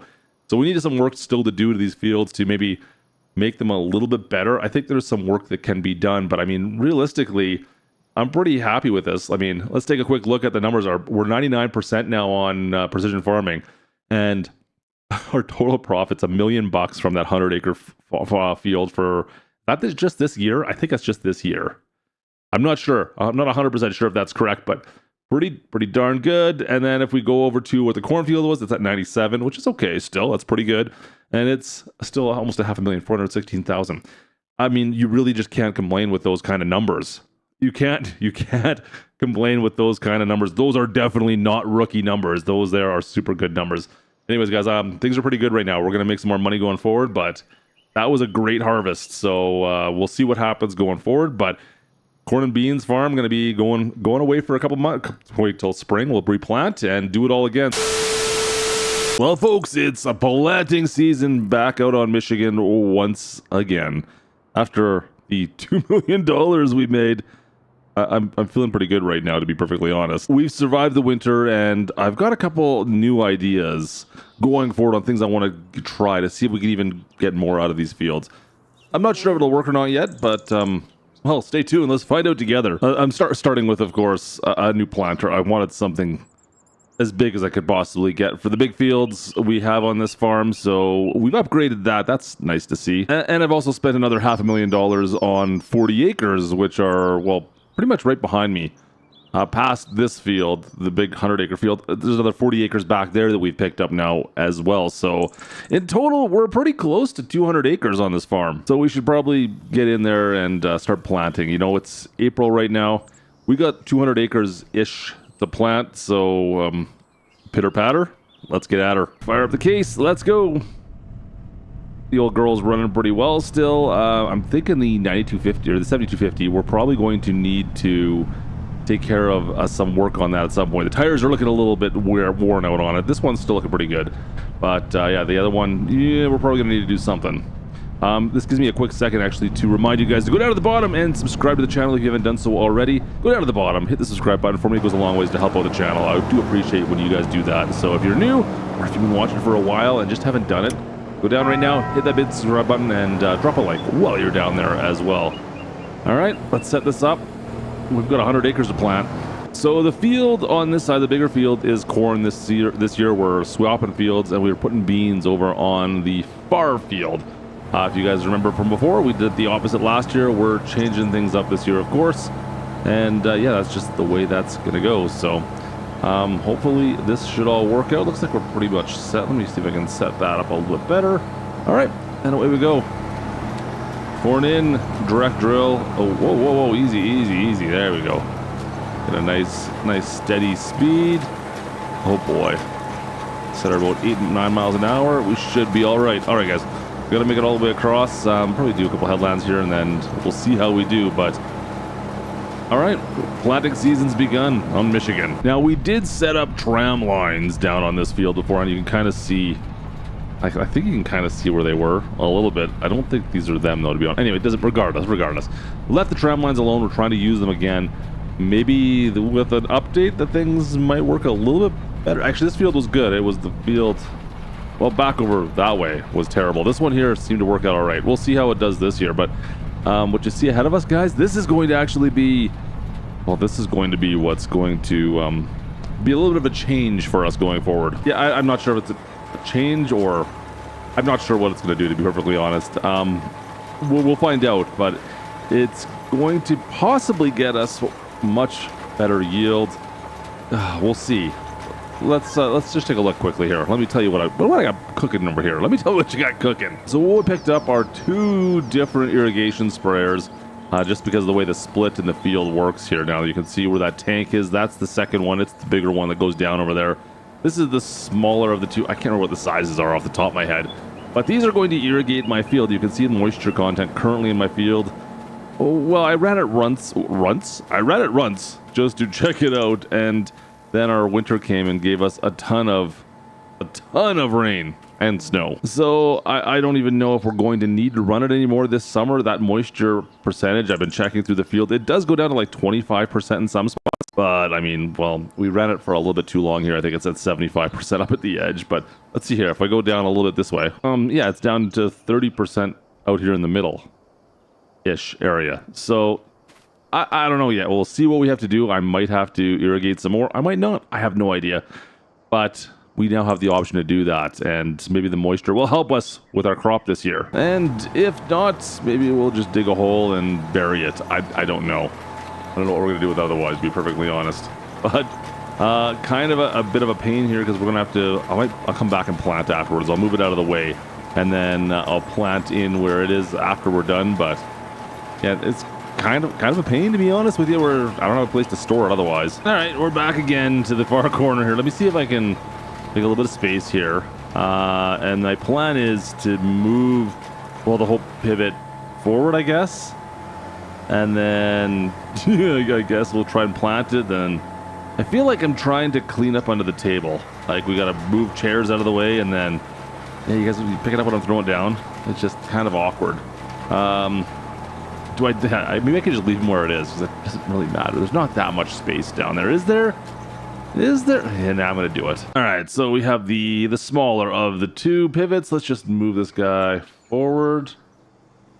There we go. You can just kind of scooch her right on up. We'll get it right up off of this. I'm gonna go all the way up onto about right there, I guess. That's probably good enough. Perfect. All right, let's go plant this up. Yeah, this is not the way to do this, guys. This is terrible. Oh well, we're gonna get it all planted, so I guess I can't complain too much. It's just kind of unorthodox the way we're doing this, just to say the least. But at least it's all planted. And let's just put it back now. See? Kind of a good plan. No, it's not. This is terrible, you guys. Let's not put this right in the canal, though. Nice and easy, nice and easy. Got a little more space. Let's see. We can go this way. Perfect. That looks good. All right. We should leave it there, and then, yeah, we'll do irrigation later on. Coming down to the nitty... Oh, easy. Oh, no, almost didn't spin there. Let me see if I can spin this without hitting the telephone poles. Nope. I can't do it. There we go. Fixed it. Totally fixed it. All right. You can see we've got one more pass to do on the big field this morning, and then we'll be done. That's it. Then it's over to, well, the bean field this afternoon, so it's all coming together. Slowly, but it's coming together. All right, done. Let's go clean up. See if we get reset for the afternoon. All right, all fueled up. New seeds put in. Let's go plant some corn. And away we go. Let's put the beans in. Nice and easy. I gotta get closer to this fence. There we go. That looks better. All right, let's go dodge some telephone poles, shall we? Yeah, this is gonna be fun. All right, so we managed to beat the rain, and yeah, everything's planted, guys. But I do have one more thing that I want to do, since we're trying to optimize our fields. And of course, that means I needed to buy some new equipment. As every single time I say that, I'm buying something new. It's okay, I got $1 million in the old account almost still. So yeah, we got a field roller. let's roll these fields up before the rain comes here. I gotta quit talking. I also just realized we got a bunch of stones here that I'm gonna be able to push into the ground with the roller now instead of having to pick them all up, which is kind of nice. That's all good. Anyways, let's get to town. So unfurl this thing. First time using the Brant. Let's get this. Oh, that tree's gonna be in my way, isn't it? Let's see if I can pull forward quickly. Yeah. Nope, not fast. Second time today. Oh, I also think I just realized those are big stones, not smaller stones. So most of those are not gonna get pushed. Yeah, they're not getting pushed back down. That's unfortunate. Huh. Yeah, that sucks. Terrible. Wow, the tram lines are very obvious right now. That's interesting. Huh. I can definitely tell where the tram lines are after you roll the field out, I guess. Interesting. I didn't know that was going to be a thing. Regardless of which, you know what, guys, that does bring me to the fact that, you know what, we've trying to find ways to optimize these fields. Like I said, we're going kind of in deep now with this. So of course we've taken the precision farming and we're pretty much maxing out that side of things. But also, of course, the irrigation. So we're taking care of the field. The only thing I'm not doing is mulching, but I am rolling, as you can see. But at the end of this field, we have that irrigation we've got to take care of. I think there is a possibility we could really max these fields out and make a ridiculous amount from them, even more than we made last year, of course. I'm really kind of curious to see how much all this extra work ends up helping us in the long run. It's pretty tough to beat what we did last year, but is it possible this year? It certainly is. And why am I so far off? Hang on, let's see if we can straighten this up. Go this way. There we go. We'll straighten it up. It'll be fine. There's a couple of headlands, made some space down here. I didn't bother moving the pivots around at all, guys. They call pivots even when they move straight across the field. Usually like a pivot does round. Riddle me that. Someone let me know in the comments. But anyways, like I said, yeah, we just left them where they were, and I'm just not going to bother rolling that spot out. And it's not that big of a deal to roll the whole thing out. Let's be honest, it's only a couple percentage of better yield we're going to get off this. I'm not concerned with the itty bitty amount we're going to get back there. So I just kind of just carried on and went around them, which is fine. It'll work just fine. Plus, I just trying to beat the rain right now. I don't want to be out here in the mud if that rain starts coming down. That could be a problem. That being said, skies look pretty crystal clear right now, I have to say. One more pass to go. Look at these tram lines. Those look pretty crazy. Not great with rolling, but they do look crazy. I'll give them that much. Yeah, it's unfortunate. Was expecting at least that they would roll out a bit differently than just looking like they're mulched, but hey, whatever. We still have the tram lines on here. They look fine on this field. The tram lines are accurate and are in the right spot, so we'll have to wait and see where they end up. We're gonna go do the bean field, the soybean field right away here, which is, well, way over by that tree line actually. So let me just finish this off. We'll catch up over there. Hopefully that rain stays away for another couple hours. All right, I think we're good to go over here. That thing swung out super quick. Hydraulics on that are no joke, guys. It was cooking around that corner. We're good to go. I think we're gonna take care of this bean field. We'll roll this quickly out, and we'll see what the tram lines look like. I don't know. The moisture is a little high. That's the thing we've been noticing. Hopefully that drops down before harvest season. Oh boy, that's even a tight fit right there. This thing is a little bit bigger than anything else we've been pulling through this field. I'm gonna have to really deal with those telephone poles at some point, but I can see. Okay, well, we've got tram lines here. That's a good sign, right? All right, we're going to have to do this awkward little telephone pole dance here, I guess. And yeah, the tram lines are still messed up. I'm sure of it. Anyways, let's see. We'll start low. I think I'm gonna do like a lap around this one down here before we head around. Oh boy, yeah, look at the tram lines, guys. Let's roll out the concrete here while I'm at it. The asphalt, I should say. We'll see if we can get around this side too. Oh, don't go into the trees. Perfect. Okay, we're okay. Not much room here. There's not much room. And we're just gonna kind of zip around this side once more. Yeah, there we go. Okay, we're okay. It looks like we've got tram lines that go right through the telephone pole. That's exactly what I wanted to have happen, you guys. That's exactly what we wanted to do. Painful. All right, I think we're okay. Yeah, we're okay. Perfect. This is exactly what I wanted. Everything's rolled out here. Let's See if we can straighten this out. And I'm going to do the same thing all the way down through all of these telephone poles now, guys. We're going to do these all first, and then I'll finish off the rest of the field after that. Yeah, it does look like the tram lines are still a same hot mess they were last year for us on this field. Yeah, they can't figure it out on this field. For some reason, guys, it just doesn't want to work. There's nothing I can do about that, it looks like, for now. I don't know, unless you guys know something else. The limited, I've tried nothing and I'm all out of ideas. So you guys let me know if you've got a solution down below. And maybe we'll give that a shot. But so far, I'm getting this kind of weird squares and then nothing through the middle, I'm going to guess. We'll find out to double check. But yeah, I think this is what we're going to be stuck with. Yep, that's no tram lines, it looks like, guys. Oh, well, it is what it is. And that there will about do it, guys. I think that's what we got. So we've taken care of these fields as much as we can for today. We're going to start watching the monitoring those moisture levels. And hopefully they drop down to a more tolerable level, because it's a little bit high obviously right now. And we need them to drop at least 10%, I think, maybe 15, 20% in some cases, maybe even 50% in some cases, to be honest. So we'll see. I got nothing else to do for April. We'll see how things look next month. I'll catch in with you guys in a little bit. So it's May. Can you tell? I can't. On the bright side, I was able to check on our field here. We do have corn sprouting. Of course, we got weeds we got to deal with. So the plan was we were going to deal with these today or this morning. I'm going to wait till the fog goes, because I want to be able to see what I'm doing, to be perfectly honest, guys. So we're going to hold off for a bit, and maybe this fog will dissipate early afternoon, mid-afternoon, it looks like. Yeah, hold tight. We'll wait and see what happens with this fog. Brutal. Not having any luck with this fog dissipating. I'm gonna go take care of the bean field, and maybe we'll do the cornfield tomorrow, maybe next month. We'll see. Hopefully it'll disappear by then. I'm gonna see if I can get this bean field done first off, and then we'll go from there. All right. It's gotta work. It's a plan I've got. It has to work. It'll be fine. It'll be fine. Oh boy. I wish I had proper tram marks on this field still, though. What do you do, guys? What do you do? And away we go. There we go. Yeah, there we go. Zap those weeds. Get them all. Get rid of those weeds. Perfect. All right. We'll see how this works out. Hopefully this fog can dissipate, and we can actually get something done tomorrow.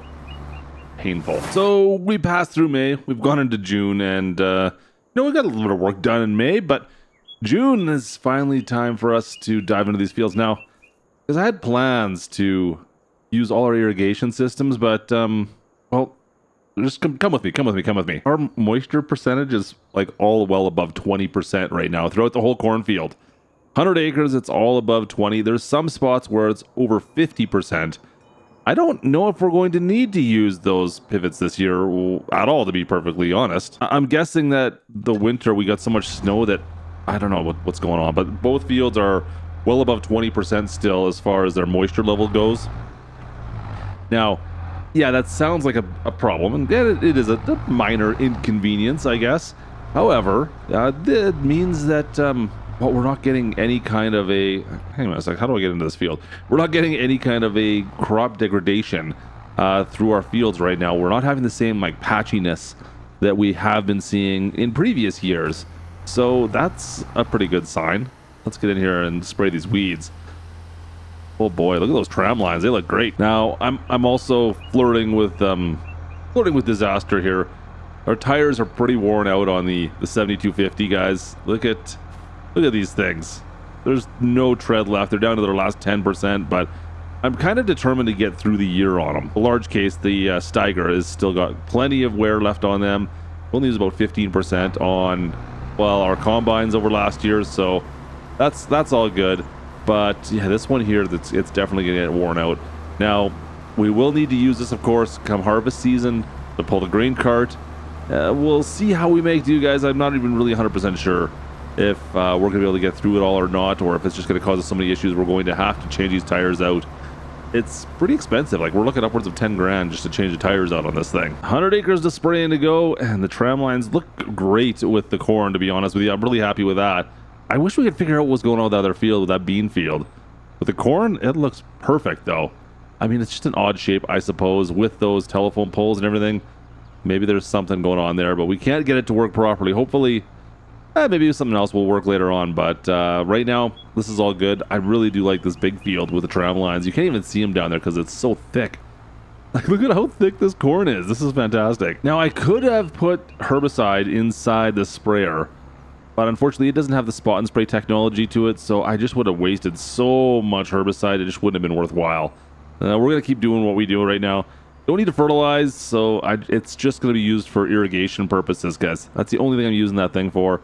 And it does work out perfectly fine, but obviously, just looking at my numbers here, what are we at? 74%! 74% moisture down here. 74%, are you freaking kidding me? Well, on the bright side, it's not patchy like it was last time. Started noticing some problems with our tires, guys, not our wheels, our tires themselves. I'm starting to slide around some of the corners here, and we're not getting very good traction. It is definitely becoming noticeable. This is, I mean, I guess I shouldn't be surprised. They're almost bald. They're almost bald, but we'll see how we make do in the last little bit here. I'm just finishing up the first headland-ish right now, if you want to call it that. The first track, I should say. We'll see how we do. Let's see how this corner is. We should be able to cut here. Where's that row? Should be a row right in here somewhere. There it is. So as I cut in, you can see the tires, they just slide a little bit. If I don't keep on top of it, I end up missing the track, that's for sure. And we have to be pretty much perfect right now, otherwise we're crushing corn. And I'd rather not crush any of the corn. Right now our fields are looking better than they've ever looked before, to be honest with you. The fact we've been taking care of them so well. And if I can avoid crushing any of my corn because of my bald wheels, that would be great. I'm starting to wonder if this is going to become a problem for us in the fall when we have to start dragging that grain cart around. That's pretty heavy. And I wonder if we'll have a traction issue with that. Because even, like I said, pulling the sprayer right now, I am getting definitely a traction loss that I was not expecting at this point in time. We'll have to wait and see. I'm pretty sure I'll be able to get through this today without too much issue, but time will tell. And that there is it. We are done in this field as we come up to the end here. Looks pretty darn good. I'm pretty amazed at this, actually. This is great. We need to take a quick look at some of the specs of this field and see how we're looking as far as what we should expect to get. Maybe it'll tell us a little bit. But that's really the end of our summer here, guys. I think we're going to be waiting for the fall and then hopefully a pretty good harvest. But look at my tires. Oh, boy. Okay, now I need to figure out how to get out of my field. I did a pretty good job of staying on the tram lines, I have to admit, but where's the tram line to get me out now? Oh, success. I am victorious. Oh, wait. Let's not crush a bunch of the corn. Nice and easy. There we go. There we go. We're good. All right, folks. Well, the field is looking pretty darn good. I actually go in here. Let's see. Can we see? This is not the best spot to double check right here, but it's still looking pretty good. Almost perfect across the board, other than, well, moisture's down to 18% here. That's actually perfect almost. Yeah, but if I go pretty much anywhere else, wait a minute. When did moisture drop? It was like 50%. Okay, I don't know what's going on. I don't know what's going on. The moisture is actually perfect almost right now. We're gonna have a decent yield off this, guys. 177% yield potentially. Huh. Wow. I don't know what to tell you. I mean, we've done pretty much all we can for this field to make it the highest yielding field we've ever had. We'll have to wait and see what we get, but so far, I mean, barring a tornado coming through here, we're looking pretty darn good. This could be an incredible harvest. So I guess we'll get into that this fall. And I don't know, should I change these tires out? Nah, I think we could make it through the harvest with these, right? What's the worst that can happen? I think we'll be fine. So we're about to see if we can make more than, well, $2 million in one harvest. Kind of like we did last time. Okay, to be honest, we didn't make $2 million quite last harvest, but with 150 acres of corn, and then of course we got beans, way over there somewhere. We made almost $2 million bucks, and I think today we might be able to do even a little bit better than that. We just finished up refilling the pivots there. I wanted to make sure they're good to go for next year, and I wanted to check our soils as well to see what kind of water retention we have in the soils. since that is going to be, well, one of the keys for today. So we have fertilized this field last year, and we took care of it for the most part with just making sure it was fully fertilized, which is the first year between, well, the 150 or the 100 acres of beans we had on the field to begin with, and then the 50 acres of corn. It was almost $2 million. It was roughly 200,000 liters of each, roughly. Of course, we've switched up, so we've got corn now over here. We got beans over on the far side, which we're just coming up on, and now we've added one more whole little dilemma to the problem, I guess, of making sure we get the most out of these crops, and that's, well, irrigation. And no, we didn't figure out the tram line situation on that particular field. The cornfield is fine. The bean field, not so much. I think somebody hit my mailbox. It wouldn't have been me when I left, would it? Yeah, we better fix that. Yeah, definitely. It couldn't have been me. I would never have hit this. Never in a million years. Let's just put that there for now. So water retention. That's right. We're getting the right field moisture. Well, ish. Let's not get, I guess I tried to get the right field moisture. First time we've ever tried to maximize on the moisture itself, and to be honest, I don't want to say we failed, but it definitely is not as good as it could be. I feel like that's something we need to work on. Okay, we've got to get a bunch of stuff out of the shed here. I've got the wagon right here, and then I've got all the gleaners. We'll get some workers out here, and we'll get prepped to take on this cornfield right out of the chute. I just happened to notice. Look at these tires. These are so bald. I might have to replace them. We're gonna see how far we can go, but I don't think there's much tread left on these guys. Oh boy. All right, let's get them out. We got all 3 gleaners to pull out of here. Let's go. And last one. Let's fire this guy up. Nice. So all 3 of our gleaners are gonna help us, obviously, with this harvest. Shouldn't be terribly bad, I don't think. They're all in pretty good shape, considering we did change the tires on the original one we bought. I think this one here. I believe that's the one, but they're all the same now, so we can treat them as one in a sense. Now, let's talk about our field. So last year we had a bit of a drought, and this year you can see the moisture's at, what, 8.9% here, but I mean, yeah, that's not terrible considering we're right on the fringe of the field. Let's actually go out in the center and take a look. So as I move down the tram lines here a little bit further in, you can see we're up to like 13-14% over here, which is great, of course. And then if I get down near this irrigation canal that kind of cuts in, well, half of our field almost, you can see actually we're way over. We're at 35%, which is kind of unfortunate. You can see the soil is really oversaturated way at the back here. The back corner, actually, to be honest, guys, is terrible. Yeah, this whole section back over here, we're well over 40 to 50%, I think, in some spots. So, yeah, it is what it is. But I think having like 46% like we have right here is better than 0, isn't it? Yeah, to be honest, I didn't even really need to use the pivots, guys. There was enough irrigating that happened earlier on this year that, well, kept it pretty good. It was not needed. Well, to be honest, I don't know if it was not needed. It just didn't, I don't know. Maybe we could have balanced it out a little bit better, but that being said, that thing goes through so much water, it would have been a huge pain. You know what? I'm going to break into this field here. We're going to break into this little section right in front of us. Get this thing fired up. There we go, and then we'll get our worker bees. We'll get our hired hands. We'll get Gertie and her sisters out here to help us out. Drop the header in. Let me see if I can just kind of break in down over here and see what we're getting now. We should be able to tell 10.8 tons per hectare. That seems normal to me. I don't know if that's. I'm pretty sure that's what we got last year, to be honest. I don't know if there's a way to reset that at all. But that is exactly what I got last year for corn. I do believe. I think it was 6.9 for the beans. And 10.8 ton per hectare for the corn. Now that ends up being, I have to double check. I'm gonna do some math on this. Give me a bit. We'll get this set up and then we'll do a little bit of math. But that looks like it's about the same as far as I can remember, at least. All right, guys, I think that should be enough of an opening. We can get the truck in here. We can move equipment around. That should be more than enough space for any of the problems we might run into by getting the field. Look at this. Look, tons. Let me just empty this out, and I got one more thing to take care of. All right, emptied out the combine. We need to get down to the very back. I want to take care of the headland back there because those pivots are there, and I just know that if I hire Gertie, she is going to give me nothing but problems on those headlands. So I'm going to take care of that myself. I think that's going to be the safe bet, guys. Let's be honest. We've all seen how she can drive sometimes.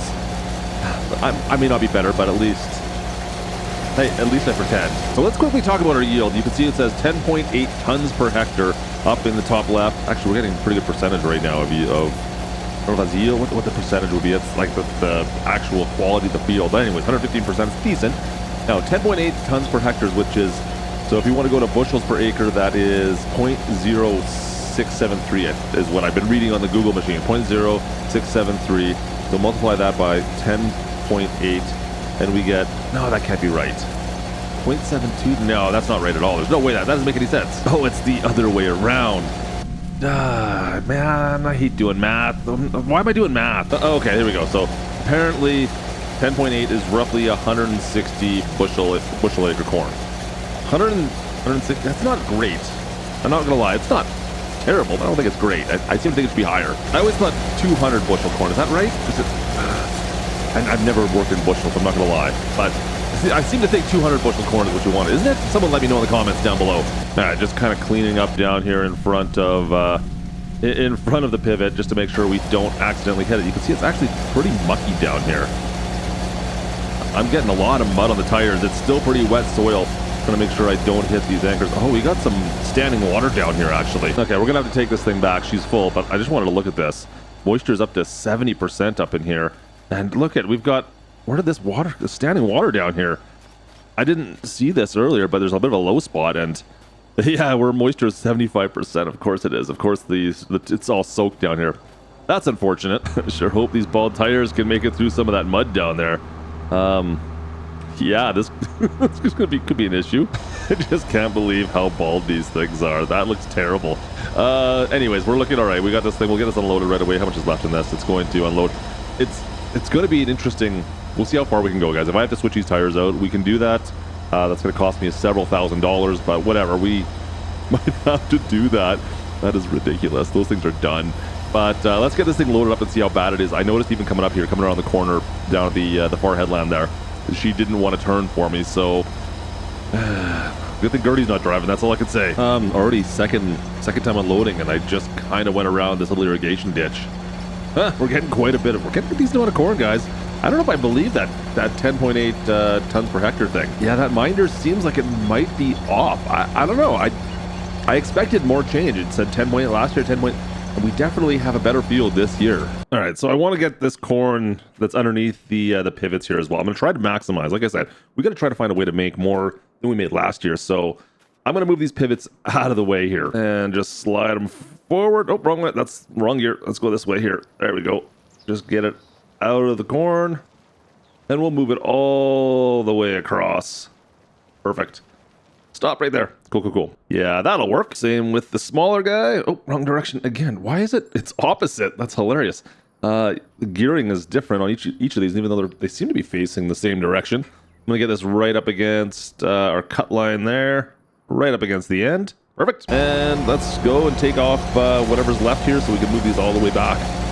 Yeah, that'll be all right. That looks good. All right, so moving these pivots back, I want to see if I can get them like right off the field here, just to help to make sure that it doesn't cause problems for any of our workers. If I can get this all the way over, let's see, I'll put that all the way down, and then hopefully, can I just kind of scoot it so it's like right on top of this canal, kind of like yeah, like this.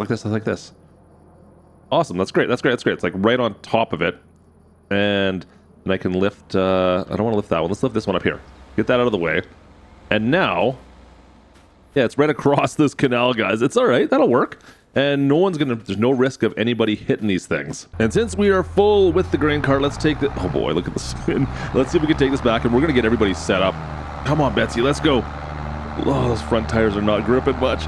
We're gonna get Betsy all fired up here and get her out in the field with Gertie. But Betsy, did I say Betsy? Betsy's the tractor. Gertie, Matilda, and what was the third? Looks like we got a bit of a wreck here. That ain't good. Huh. You can't park there. All right, so the plan is we're going to get them to head down the field and catch up with Gertie. We'll get Gertie so she can come with us, and we'll take her down to the other combine, the first combine that we were running originally. And we'll get the other two out in the field here right away. They'll just follow in, and it's a 3 combine harvest. Pitter patter. And just like that, they're all underway. Let's go get in the case, and we'll meet up with them. We'll have to catch them. We'll have to get up in the front there. Get up in the front real quick, because otherwise, well, it's going to be an issue, isn't it? Let's get going. Run. Oh, by the way, the bald tires, they haven't been that much of an issue yet, but like, just watch here as I accelerate. You'll see that if I get some speed and I try to steer, I definitely am sliding a little bit. If I go in a straight line, of course, I can usually usually gets up to speed even with the full grain cart. So that's not too much of an issue. But of course, steering is definitely a bit of an issue, that's for sure. Good thing we don't need to steer too much on this big wide open field. The big open fields of Michigan, we can usually keep her in a straight line. All right, we just beat them up, dropped off Gertie, beat them up here, and let's get this thing unloaded. Gertie just jumped into the combine. Perfect. She's good to go, it looks like there. Let's get these unloaded. I think the combines are just behind us. If I could see, there they are. Yeah, they're just coming around the corner here. They'll be here in a matter of maybe 30 seconds, it looks like. So really the key to all of this is, does the moisture content is it going to cause us to have a better yield? And the stats are not showing anything right now. I mean, to be perfectly honest, I've kind of messed this up already because we're doing corn and not beans on this field, but there's actually another caveat as well. I mean, I can't even go by what the sale price or the value is, because last year when we sold, there was great demand for a bunch of stuff. You're not going to crash into me, Gertie, are you? Looks like everyone's good to go. I better move this thing out of the way. Yeah, that's right. Everything was overvalued when we sold it off, especially the beans. So that's kind of a bit of an issue. Oh, I'm in the wrong spot here, you guys. This is not good. Hang on. We gotta reorganize here. See if I can get into a spot where I can unload. Get this backed in. Come on, nice and easy. There we go. Yeah, no, we got really good prices for everything last year early, so it's going to be really difficult for me to judge on if we got more. I guess, I don't know what I'm gonna do yet. It was 200,000 ish per beans and corn, I think it was. So for actual literage, we'll see what we got this time. Literage, that's a word, right? Literage, I think it is. We may have lucked out a little bit. It's awfully convenient that none of the fields beside my field are planted or have crops growing on them, so I can just kind of drive on the edges of them and no one's going to care. It's actually working out fairly well. You can see we got them all over there. I'm just going to wait over here for this to start unloading these combines once again, but it's awfully nice to be able to drive over here with my bald tires. Look at those things. Looks like a bunch of inner tubes. So while we were waiting, I was just checking on, well, what the actual rating on these tires are. It's guys, it's not good. It's really not good. 100% down, 100%. It's completely done 100%. A couple of cue balls here we're driving on right now. The back one's fine. I mean, on the trailer we're only at what is it, 40% wear. They actually don't even tell. It looks like they're brand new to me. So the Chrome Crusader here has no problems on flatland. I mean, yeah, we can we get a little bit of wheel spin and some skidding for sure back here. But hey, you know what? Baldy Locks is doing a decent job still of taking care of these fields. We decided we just need slicks on for faster farming. It's like drag race farming, guys. That's what we're doing now. We're slicks for farming and makes us just a faster farmer overall. Just don't get us into the weeds. I made a bit of a mistake right here. I thought I could unload all of the combines down this stretch here, but unfortunately I forgot there's telephone poles. And, well, you see what the problem is gonna... Oh, did I put it back? That was so close. That was so close. It's all right. We can start with the back combine. I'll unload Bethany? I don't even know anymore. I gotta remember people's names, apparently. I'm so bad with this. Let's get these unloaded. Up we go. Yeah, fire that thing back on up. Let's go. Get her unloaded. Love it. Perfect. And away we go. I think we're going to need to move the truck. It looks like it's in the way going forward here. Let me just get this. You're gonna stop right there. Perfect. Yeah. Let's go move that truck out of the way before that becomes a problem. Oh, of course, combine. Gertie's full in the first combine. Might as well take the truck right to her since we're right here. Let's go. Yeah, that's what I thought. She's gonna want to pump and dump here, I guess. Is that? I don't think that's the right terminology, is it? Yeah, this is so much easier. This is so much easier with the case. I have to admit, even with its bald tires, the TLX does not like to hold speed in the field here. I'm having a bit of a struggle trying to just get the right speed with it. Maybe if I set the cruise control, maybe that'd be better. But yeah, trying to hold 6 miles an hour, 7 miles an hour, not great. Not my favorite. All right, let's get this thing back and we'll have that all set up. Get everybody else moving again here. I hate babysitting. Oh boy. And everyone's crashing into each other right in front where everyone's parked in our field too. Terrible drivers out here in Michigan. Terrible. You know what? Since we're here and kind of partially loaded, we might as well dump this all out. In we go. Into the silo. Let's get a full dump of corn in next time. Hopefully, I said we've already dumped quite a few in here, but that's only our first headland right here. Plus, some extra stuff we dumped earlier. Yeah, we've dumped quite a bit already, to be honest. I don't know how much we have, but quite a bit. So I don't know if we polish these tires down anymore. Are we going to be able to like get reflectors off of these things? It's always a possibility, I suppose, that maybe we could just turn them into like chrome headlights around the wheels. Like seriously, there's nothing left of them. I don't think it's going to get much worse. But anyways, it's okay. It's working out. It's not fantastic, and you have to be aware of it on corners, of course. But you're dealing with the best driver in Farm Sim, of course. Of course, we can handle this. Look at this. Look at that face. Yeah, missed that corner. Oh, it's okay. We got enough traction to back up.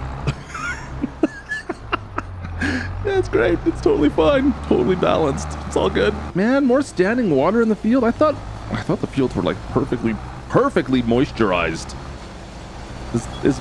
When someone says moist, is moisturized like the same equivalent, or is it different? I don't know. Moisturized? Moist. I'm really sorry if I've triggered a bunch of you today. Yeah, sorry about that. Kinda. Not really. You know what? I think once we get the tires kind of wet, we get a little bit of mud on the tires, a little mud on the tires. It actually looks like they've got more tread than they actually get up there. I think they got more tread than they actually do when they're all muddy and dirty. Look at that. Huh. There you go. That's a good way to fake it. Oh, let's see how we do on the old corner here. We wrap around the irrigation ditch. Nice. We got this. We got this. Nice. Don't go too quick. Going too quick. Forgot we're on the inside line. Got to slow her down a little bit. All right, the bowling ball is pretty much filled up here. We're going to have to, I think once we hit the end of this here, which unfortunately is like the farthest point away from our truck, we're going to make a run for it. Make a run for the border. Let's go right about now. Let's see what happens. Oh, look at those front tires spin. Come on, Betsy. Go, go, go, go, go. Oh, yeah, there's a bit of a struggle. I'm not going through the ditch. There's no way we'd never make that. Okay, yeah. Those front tires are not grabbing much right now, as you can see. Let's see how we make do on the corner. Let's, ready? 3, 2, 1, turn. Oh, boy, we're cranking her over. Okay, we're good. Oh, no. Oh, you know what? Didn't even damage any crops there. You know what? Best driver at Farm Sim. Didn't even damage any crops. Yeah, this is going to take me a while. I'll catch up with you guys a little bit. We're going to wrap through, oh boy, 100 acres. I don't even know how much we got done. I can take a look, I suppose. They got the minders and the combines, but we'll find out later on. I'm gonna take the tram lines right there. I'm gonna take that back to the farm. Oh, that's a tight fit. It seems like we're not trampling anything though, so hey. Oh man, I'm just beating up the corn right down the center of this tram line though. Looks like one of our combines is run a little low on fuel. Maybe I could fill the rest of them up while we're out here.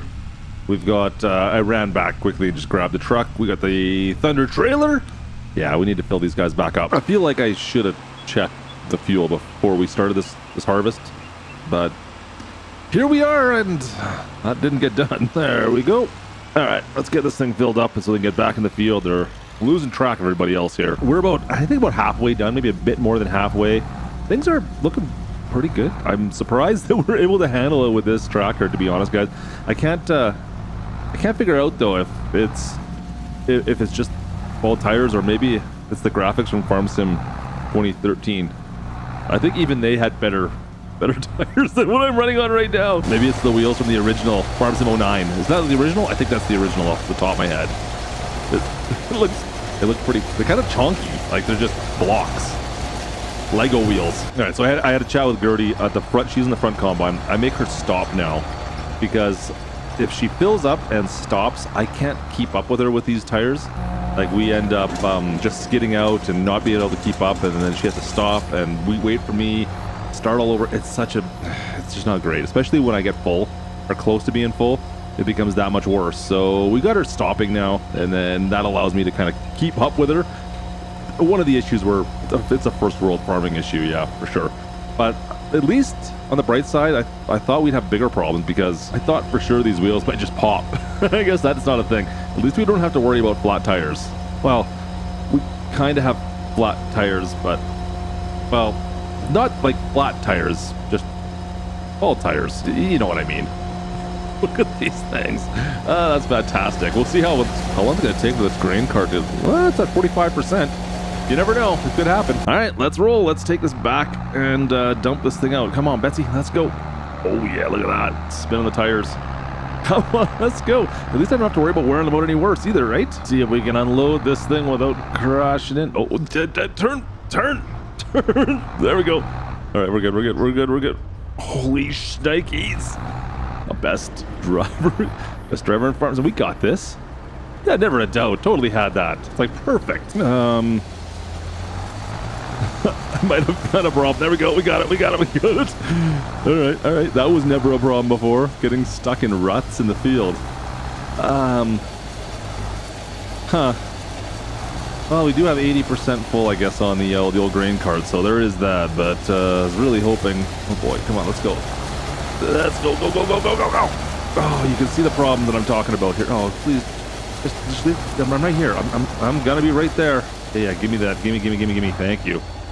Yeah, it's been okay, but there's still the odd struggle here and there. Finally, down to the last couple passes. We've been in this field for what, 4 hours now, I guess. 3.5 hours, something like that. We're getting there. You can see we're in the last little bit here. It's good. We got more. It's so difficult to talk about how much we got since we did soybeans on this field last time. We'll take a look at the numbers here. Oh, why are you stopping? Oh, you are full, aren't you? Oh, hang on. Let's get Baldy back. Come on. Don't go into the field. Let's try not to wreck as much as I'm trying to maximize everything here. Let's just back it up. Back it on up. Looks like we got a few that need to be unloaded. Where are they? Oh, hang on a sec. Right beside me. Okay, so like I said, it's tough to tell how much we got. Like I said, we're probably maybe 400,000 liters off this field, a bit more, but we only got 100,000 off or 200,000 off the field back over there, which is half the size. So that does make sense. It all kind of correlates. I don't know. It's so difficult to tell when we've kind of messed up fields and changed things around, and I'm trying to do the math on, did we make a profit by taking care of the actual moisture? I don't know. I really don't. All right, first combine is officially done. They've got, looks like 2 passes left to do down that away, but this guy here is done. Perfect. That's 100 acres. This guy's 90 acres, I guess, technically. Looks pretty good to me. We'll get this finished up and we'll take a look at some numbers here. All right, we got the one last load of corn, full load. Everything else has been unloaded into the silo. Let's go. Let's get this unloaded here. Oh boy, easy. Come on, TLX. Let's go. There we go. Pretty heavy weight. I got good tires on this though. If you were wondering, it didn't seem like, even after all the trips we made, taking all this to the store, to the delivery point, I guess I should say, it didn't cause me any issues. The tires are pretty darn good still. They haven't worn down at all, which I thought for sure maybe they might have worn as well. But there we go. Unload this. I mean, let's take a quick look. If we look at this, about 2% wear. Did I put new tires on this? No, maybe by accident. I mean, they look pretty darn good, I guess. All right, let's go see what we got in the silo for corn. Oh boy, we're 500,000, almost 500,000. Okay, see, that's, if you do the math on the field that's half this size, we got 200,000 last time. Now we're almost at 500. It's definitely more. It's yielding higher than what we got last year from taking care of this field as far as moisture goes. So there is that. Okay, definitely was more beneficial. You guys want to see what that's worth? Let's take a look. All right, so we're estimating about 1.1 mil is what we're going to be able to get off this. Apparently, if I sell right now, we can get more, which is kind of interesting. Huh. Like, it's going to drop come March, but that's supposed to be the max value. I don't know. It seems like our value right now is pretty darn good, but it's dropping. So I don't know if I should sell now. Maybe I should sell now. You know what? Whatever. I'm not too worried about it. It's still going to be worth a lot, and we'll maybe sell it in the winter. So I need roughly 900 grand from the bean field we're going to have to harvest here the next little bit. I think before we get into that at all, I think maybe I'll change these tires out. What do you guys think? Let's change the tires out of this thing quickly, because these look terrible. Okay, it's not as bad as I thought. $2,300 to replace the tires. That could be a lot worse. All right, let's replace those guys. Yep. Okay, that's better. We got some new wheels on this thing. Shouldn't have any grip problems as we get into that bean field. That's quite a change though, isn't it? You know, I just realized it's lunchtime. I'm gonna go grab some lunch first. So you know what? Maybe we'll stop for now and I'll catch up with you guys after lunch and we'll get into this bean field and see how that goes. But yeah, that'll do it for us today. Thanks for watching. Of course, drop a like. Don't forget to subscribe if you're new here so you can finish off this harvest with us. And we'll see how the beans did without the irrigation. I'm hoping we get another $1 million off that to make it over the $2 million mark, because I don't know how we did that last year. That was incredible. Well, today we are about to find out if all the optimizations we made to this farm are going to be worthwhile. We've got roughly 50 acres of beans to harvest still. We'll see if these gleaners can get them off of the field, and then we'll see if we can make that $2 million I've been talking about. So after running a couple of different experiments with tram lines, for example, and then of trying to get our field moisture levels up to a decent amount, we'll see if it was worthwhile in the end. Oh boy, actually these beans, the moisture levels have definitely dropped off a lot. That's unfortunate. Yeah, we didn't do much to the beans. We have the pivots over on the cornfield, which we got a decent amount of corn off. I'm waiting for this traffic to go by and we'll move across. But the beans, we let them go because we got a lot of rain back in the spring. And it seems as like it seems as like we had plenty of moisture. However, that's all kind of changed now, it seems like, as well. In we go. Let's break into this field and see if we can make a bit of a dent here and get some vehicles in here to help us out. Now, between that and the tram lines, some interesting experiments have been happening out on this farm in Michigan, guys. And yeah, overall, I think I'm pretty happy with the productivity and the profits we've been making off of it. 6 tons per hectare is the reading we're getting right now. I thought we had 6.8 last year. I could be wrong, but I feel like that's lower than it has been in the past. I'm not sure now, though. Oh, there it goes. Now it's bumping up. There we go. All right, that should be plenty of space, even for Gertie to spin the truck around if we need her to out here. Lots of space. Just watch over those telephone poles, that's all. You know what? Before I move this equipment over to the other field, we should probably make sure we're full of fuel on all of our equipment. They tend to run out. You know what? It would have been fine, I'm sure, in the small field, but just to be safe, we'll take the case over, let that fill up, and we'll come back and grab it. We got the new rubber on the case, the 7250 as well, which will make life a little bit easier. Oh boy, look at the traffic coming at us. Make life a little bit easier for us, at least, going forward. Shouldn't have any more problems spinning out. There is so much traffic right now. Holy. We're gonna get out of here? Go fast, go fast, go fast, go fast. Nice, all right. Let's go unload that front combine. All right, everybody is set up, good to go. We can get into this field. Like I said, I'm a little disappointed the moisture content on this field didn't stay a little better. Like, it was up in the 20s, I thought, maybe about a month ago.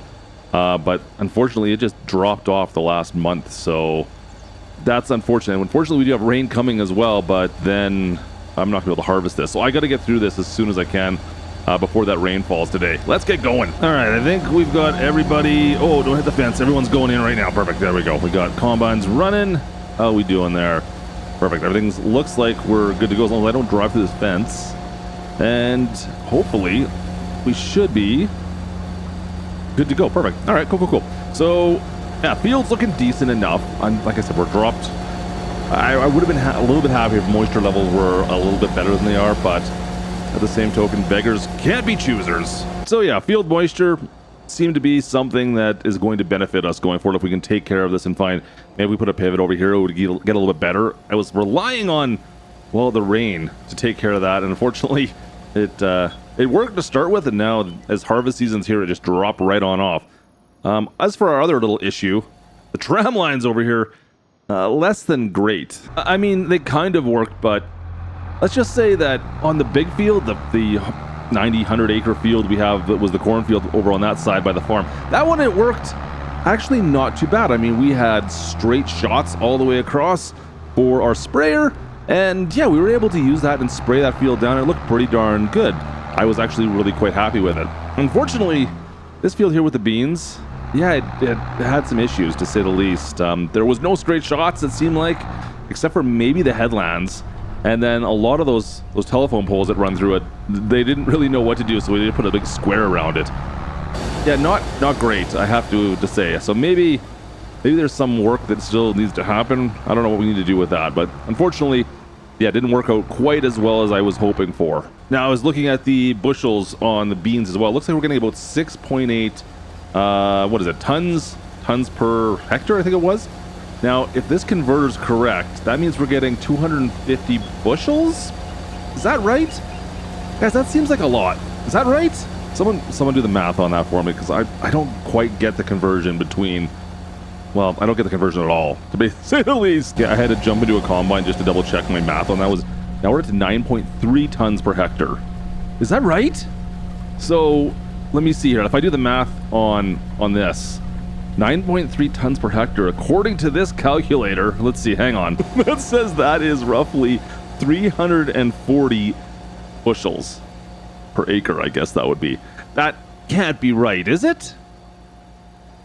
That seems like way too much to me, but please let me know. Could someone who's good at this stuff, because I never work in the bush. I don't work in that area. Let's be honest. I'm really doing my best to try to figure this out. I feel like I need to sit down and really figure out the equations on that to figure out the differences between the two. I wish we could change that as far as our minders go and let us know what is it, bushels per acre rather than was it tons per hectare. I wish we could adjust that in precision farming. That would be nice.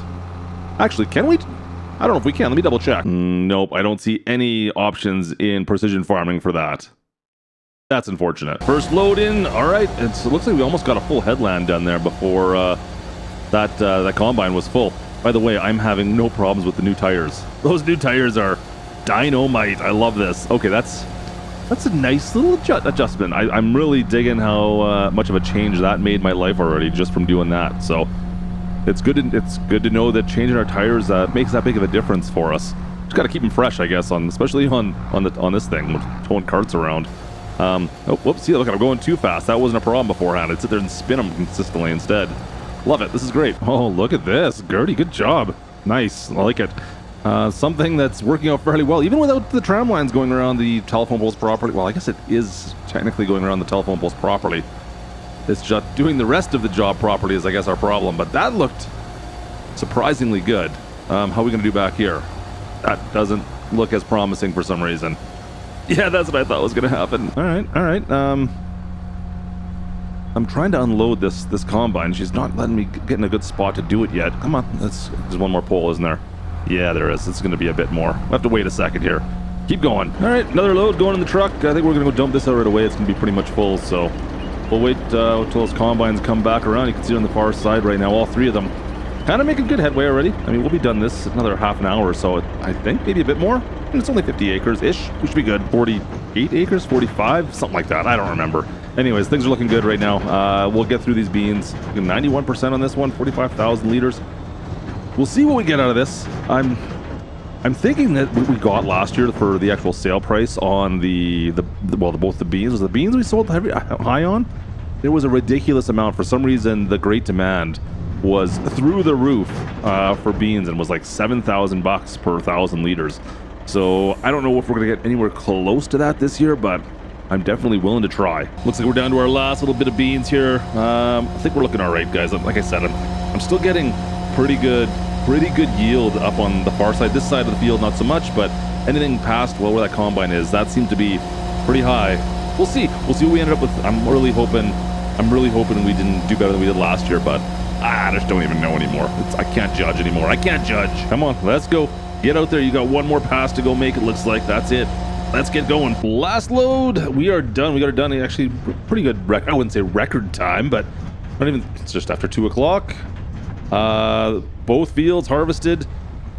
Dealing with traffic. Oh boy, that was reckless. All right, let's get this sold off or get this into the silo. I'll have to figure out when we can sell this stuff off again. Like I said, it was substantially, the beans went for so much last year. I look back and I don't think we're gonna get that again. I don't know, maybe we'll get lucky and we'll get another $7,500 or $7,000. If I can get $6,000 even, that'd be fantastic. But even high season, that seems a little bit redonkulous. In we go. All right, guys, that's gonna do it for the beans. I'll check the markets here and I'll find out when we talk again. We'll be ready to sell off. I think that's what it'll be, and we'll see how much we weighed from 150 acres here out on Michigan. We'll see what kind of money we made. All right, guys, it's March, and well, it's time to go sell everything off. We've got our first load ready to go. Snow is gone. We can go make some money on this on our sales here and see exactly if a little bit of extra work we did paid itself off. In fact, you know what, we could talk about that right now because I think it did. Come on, Betsy, get going here. Slowly but surely. Yeah, we definitely got a higher yield, I do believe. I mean, from the smaller field, we ended up with almost 200,000 liters of beans. Now, beforehand, that we had beans on the big field, and that was netting us almost pretty much the same thing, just over 200,000. but that feels twice the size. First sale. Now, so twice the size field was netting roughly the same amount of beans. I mean, the math is pretty simple on that. Yeah, of course we made better. Now, that being said, the beans weren't even fully like moisture was, you guys saw, it was not great. Moisture levels were lower than expected. So yeah, that's not ideal. I mean, we could have made a lot more potentially. It's also nice to be getting that environmental score pretty much perfected. 30 grand extra. That's not bad. Last load. It looks like we have surpassed the $2 million, that $200 threshold. So we definitely made more this year. And I think we could have actually made even more if, well, quite honestly, if I would have switched the way the fields were, like the beans were on the big field, corn on the small field. Also, I'm losing roughly $2,000 per 1,000 liters of beans right now compared to what we sold it for last year. But that kind of brings me to another whole issue we've been having. Sure, just go right on by me, see if I care. No, guys, we haven't been able to get any difference in any of the values for any of the crops. Something's not quite working with the markets, and everything has been static since we harvested. I've been watching and following the markets. No change whatsoever. It's been the same value the whole time. So we're technically probably getting a little less than what I might be able to get when it was high season. I don't know. It seems like it just kind of stayed the same the whole way through, which, whatever, we're still making a lot of money. And I was more interested in the yield that we've got from our fields, rather than the actual value, because obviously yield is really what we wanted to know. Now what I should have done is probably planted the same crops on the same fields instead of switching, just for posterity. But whatever, you know what, we got the math, we did the math on it, we figured things out. And yeah, obviously irrigating fields properly and getting our environmental score and everything up. I mean, we've made over $2 million on these, and the value of the fields were less. So you can do the math yourself on that one. I mean, that seems like a win-win for me. So I guess to close out the harvest, I mean, yeah, of course, taking care of our fields, using precision farming to adjust our fields definitely seemed to make things more valuable. We got better yields off our fields, and that all seems to work out just fine. I can't complain with that. Now, one thing we need to talk about, the tram lines. The tram line situation, not great. It works on some fields. If there's any kind of disparity, or I don't know if that's the right word to use for that. If there's any irregularities in the field, you think you're going to have problems still with the tram lines. We'll see if that ever fixes itself, or if there's an update that comes out for that. But as far as I'm concerned with that, I'll still use it, but we'll see how it adjusts itself in the future, and maybe we'll use it on fields and some, and maybe other ones not so much. That's all I can say. Anyways, I think that's going to do it for us out here in Michigan, for at least for the time being. I think we're going to move on to greener pastures and see what else we could figure out. But this has been an interesting little playthrough to try and figure out some of these different options we have now in Farm Sim 25. So hope you guys enjoyed this one for sure, of course. Drop a like. Don't forget to subscribe if you're new. And guys, I will see you guys, well, soon enough, all right? Have a good one, guys. This is Klutch from Michigan. Over and out.